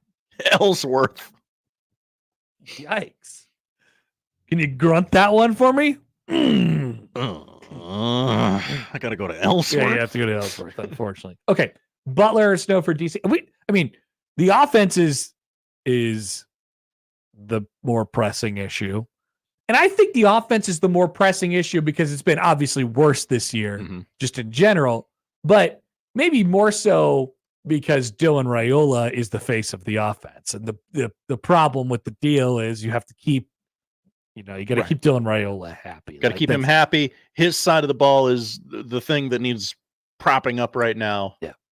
And people just generally have a better understanding of what's going on offense. There's a lot of different ways to have success on the defensive side of the ball, but not allowing points is the best one. Is the first question Dana gets asked, how many yards of play do you want to average? Oh, God. I think our scribes are better than that, but it is going to come up, Dana. Yeah. But we haven't talked about the defensive part. Like, what might that look like? This is a question for you all, listeners. Like, I have no read right now on the lack of likelihood that Tony White will be Nebraska's defensive coordinator again. Obviously, I mean, around here, the stock has fallen. But this leads back to the larger conversation that I keep trying to, like, I'm probably only going to say one thing on this show for the next 2 weeks. So, get prepared for that. But, like, I think Tony White is good. I believe in Tony White. I do as well. I think Tony White is a good coordinator. They have had some bad games. I'm not mad at their scheme. Like, I think what you see when the defense lapses is largely almost entirely part of the bigger problem that Nebraska has as a football team, not necessarily a reflection on Tony White's scheme or Tony White as a coordinator. Now, with that being said, I'm not sure what they were doing against Indiana. And Tony admitted that. He admitted that. But like I'm if this leads, if Nebraska, having some hiccups this year on the defensive side of the ball and those statistics not looking quite as good leads to Tony White not getting a job, not getting a head coach job, or not getting the offer that he wants this offseason and not leaving Nebraska, thumbs up to that. I think it's a good thing. But I don't know what you guys want anymore. I don't know what you guys like. Once again, I think we like firing people, and I think we like sending people off. And I think people get a little too addicted to that reset button as well. You're playing the video game and you're starting the new season and you throw an interception and you're like, let's just hit restart. People really it's early. Let's just get out of here. And Nebraska needs some continuity, man. So anything where I say anything to an extent, anything where you are self-inflicting turnover, you are self-inflicting lack of continuity, is probably not going to be it might end up being detrimental to the program to an extent, right? If your offensive coordinator is bad, then your offensive coordinator is bad. But I want to balance, I want to try and balance what is responsible for what. So we got an email here from John. Hi, John. From before, and he said, remember last year when you told us over and over that Satterfield sucked because his quarterback sucked? That aged about as well as a quarterback that catches most of the shotgun snaps was a good quarterback. He likes to throw that one in my face a lot. Well, yeah, I know. It is maybe the most wrong you've been. What?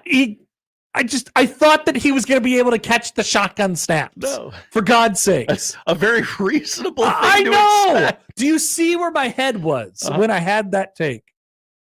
You should. That was a normal thing to say. It just didn't work out that way. I'm sorry.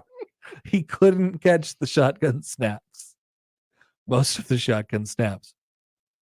But the first line, remember when you told us over and over that Satterfield sucks because his quarterback sucked? Marcus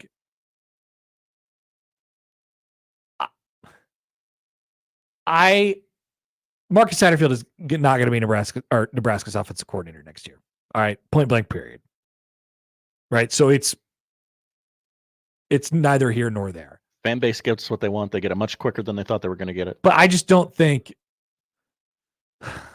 Oh man, I don't know that. I don't know that he'd be changing it like this. I don't know that this would be happening. Should the fan base not desire food at all times? And by food, I mean firings. We need heads on sticks around here, right? That's what I said. And I love, I do think this and I said it on Monday or Tuesday when I came back, I do think this program needs continuity. And I think the right answer is to double down on all these processes and say, all right, we're not good at it yet. Let's keep doing it so we can get good at it. But sometimes when an offensive coordinator is bad, an offensive coordinator is bad. And so you have to figure out what's what. And I think that's the problem. That's a difficulty for Rule right now. He's trying to figure out, okay, what's real and what is a result of our mental problems. Man. Maybe just some pre-snap motion. Yeah. Maybe just one time. Yeah, but okay. So, people yell and yell and yell about creativity. Mm-hmm. Can you have some creativity, for God's sakes? Do something. Bring in Heinrich Harburg all the time. And I watched Penn State on Saturday play Ohio State, and they got 7 different quarterbacks, and they're creative, right? They're running their tight end, number 44. He's taking snaps. He's trying to throw balls down the field. They got 2 different quarterbacks. One of them is like a former 5-star, he's supposed to be a good player, but he's only throwing the ball 15 times a game because they're doing all this other junk. They had a drive where they had a chance to take to tie or take the lead against Ohio State, where I swear to God, 4 guys took snaps. 4 different guys took snaps consecutively as they were trying to move the ball down the field. They're doing reverses. They're doing all kinds of different things. That is a mess. That is a jumbled mess. If that's creativity, I don't want it. And then with the game on the line, they ran the ball up the middle 3 straight times. It's senseless. Yes. Find some stuff that you're good at, get good at it, and do it, right? Easier said than done, but it doesn't serve the long-term process of the offense to be throwing 700 ideas in there just trying to get a yard at a time, right? It doesn't. It doesn't serve the long-term like Nebraska has to get good at playing. They don't have to get good at getting yards. They have to get good at playing. Long-term versus short-term. All right. Sorry, rant. Poll questions. We'll tell you what to watch next on 1620 The Zone.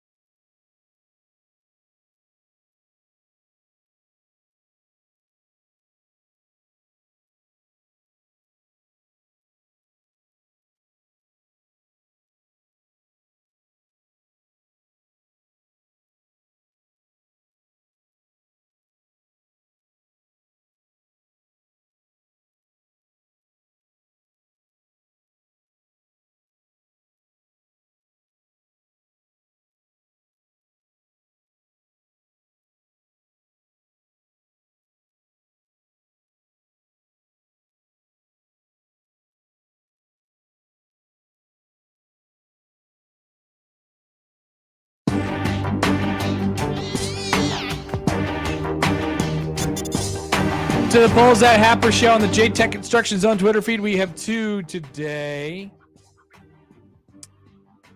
Poll question number 1. Do you get Dan Dockich and Greg Doyle confused? It happens more than you'd think. I do not. Some do. I'm sorry. 65% say no. I'm sorry, Greg. And also, are you out on the domestication of trees? Yeah. I like it's time. Pets, tree pets? Tree pets? I mean, domestication, right? Like fun trees? The fun trees? If you want to put up a tree just for the aesthetic, be my guest. That's you, but I mean, it sounds like a lot of work. I am not out on that. I'm fine with that. So I'm not out on the domestication of trees. 51% say no. at the moment. Come on. How do you use your trees? It's a question that we're asking you all to think about on this fine, fine day. Stop the count. Those are the polls, Josh. What are we watching today? We are watching Maction again. Another, I believe these are Mac teams. Oh, man. Did my Bowling Green Falcons win last night? They did. All right. I told you. Ohio travels to home of Curtis Rourke. Kent State. They're going to be rourking it. Yeah, they will be rourking it because Kent State has not led a single second this year. 0-8. Like Army football. The inverse of Army football. Reverse Army, yeah. Is Kent State the reverse Army? 6 o'clock on ESPNU. At that same time on ESPN2, Northern Illinois takes on Western Michigan. Yeah, give me the Broncos. Classic Maction there. Men's basketball, UTRGV at number 15, Creighton. 6 o'clock. You can hear it on 1620 The Zone. The magic of FM radio on 101.9 The Keg. Oh. If you want to watch it, I guess you can do that on You can FS1 hear it from as John Bishop's new broadcast position right next to Greg McDermott. Ooh. Mac's going to steal John's microphone at one point during the game and say, "Go Steelers." He has the opportunity to do that. UConn, by the way, tonight. Are we interested in some UConn? I didn't put it on the list, Come but on. they are on before. They get Sacred Heart tonight. Ooh. We love Big East basketball. We sure do. ESPN doubleheader in the NBA. 6:30 Celtics host the Warriors. And Paul George's triumphant return to Los Angeles as the Sixers take on the Clippers at 9 o'clock. I'll get a standing O. Yeah, one hockey game on TNT, True TV, and Max at 7 o'clock. The Blackhawks host the Detroit Red Wings. Connor, very interesting movie marathon you could do tonight on AMC. At 4 o'clock, that's in just a couple hours, The Godfather begins. It is followed at 8 by The Godfather Part 2. So you can watch from 4 to midnight? 12:30. 8.5 hours. Watching 2/3 of the greatest mob story ever told, edited and on cable with commercials. Could you imagine watching The Godfather with commercials and edited? That would be horrendous. It would be horrendous. Why are you But telling people do it this exists? because there's not a lot else on. It is. Just go watch Netflix. It is. Well, speaking of Netflix, Watch an episode of Better Call Saul. They have a new Christmas movie on Netflix today. Meet Me Next Christmas. In pursuit of romance, a woman, played by Christina Milian, races through New York to get tickets to a Pentatonix Christmas concert. Gosh, I wonder if some very dapper-looking young man breaks up with his girlfriend and just magically, I have an extra ticket. Would you like to go with me? I'd love to. It's the magic of Oh my New York gosh. City. You're a Pentatonix fan? I'm a Pentatonix fan. Yep. That's how it works in the big city, Josh. You just run into people. Yep. Happened on Seinfeld all the time. Thanks, Josh. Thank you, Connor. That's what we're watching tonight. That's the show. If you missed anything, you could find it all on our website, 1620thezone.com. The crossover is next.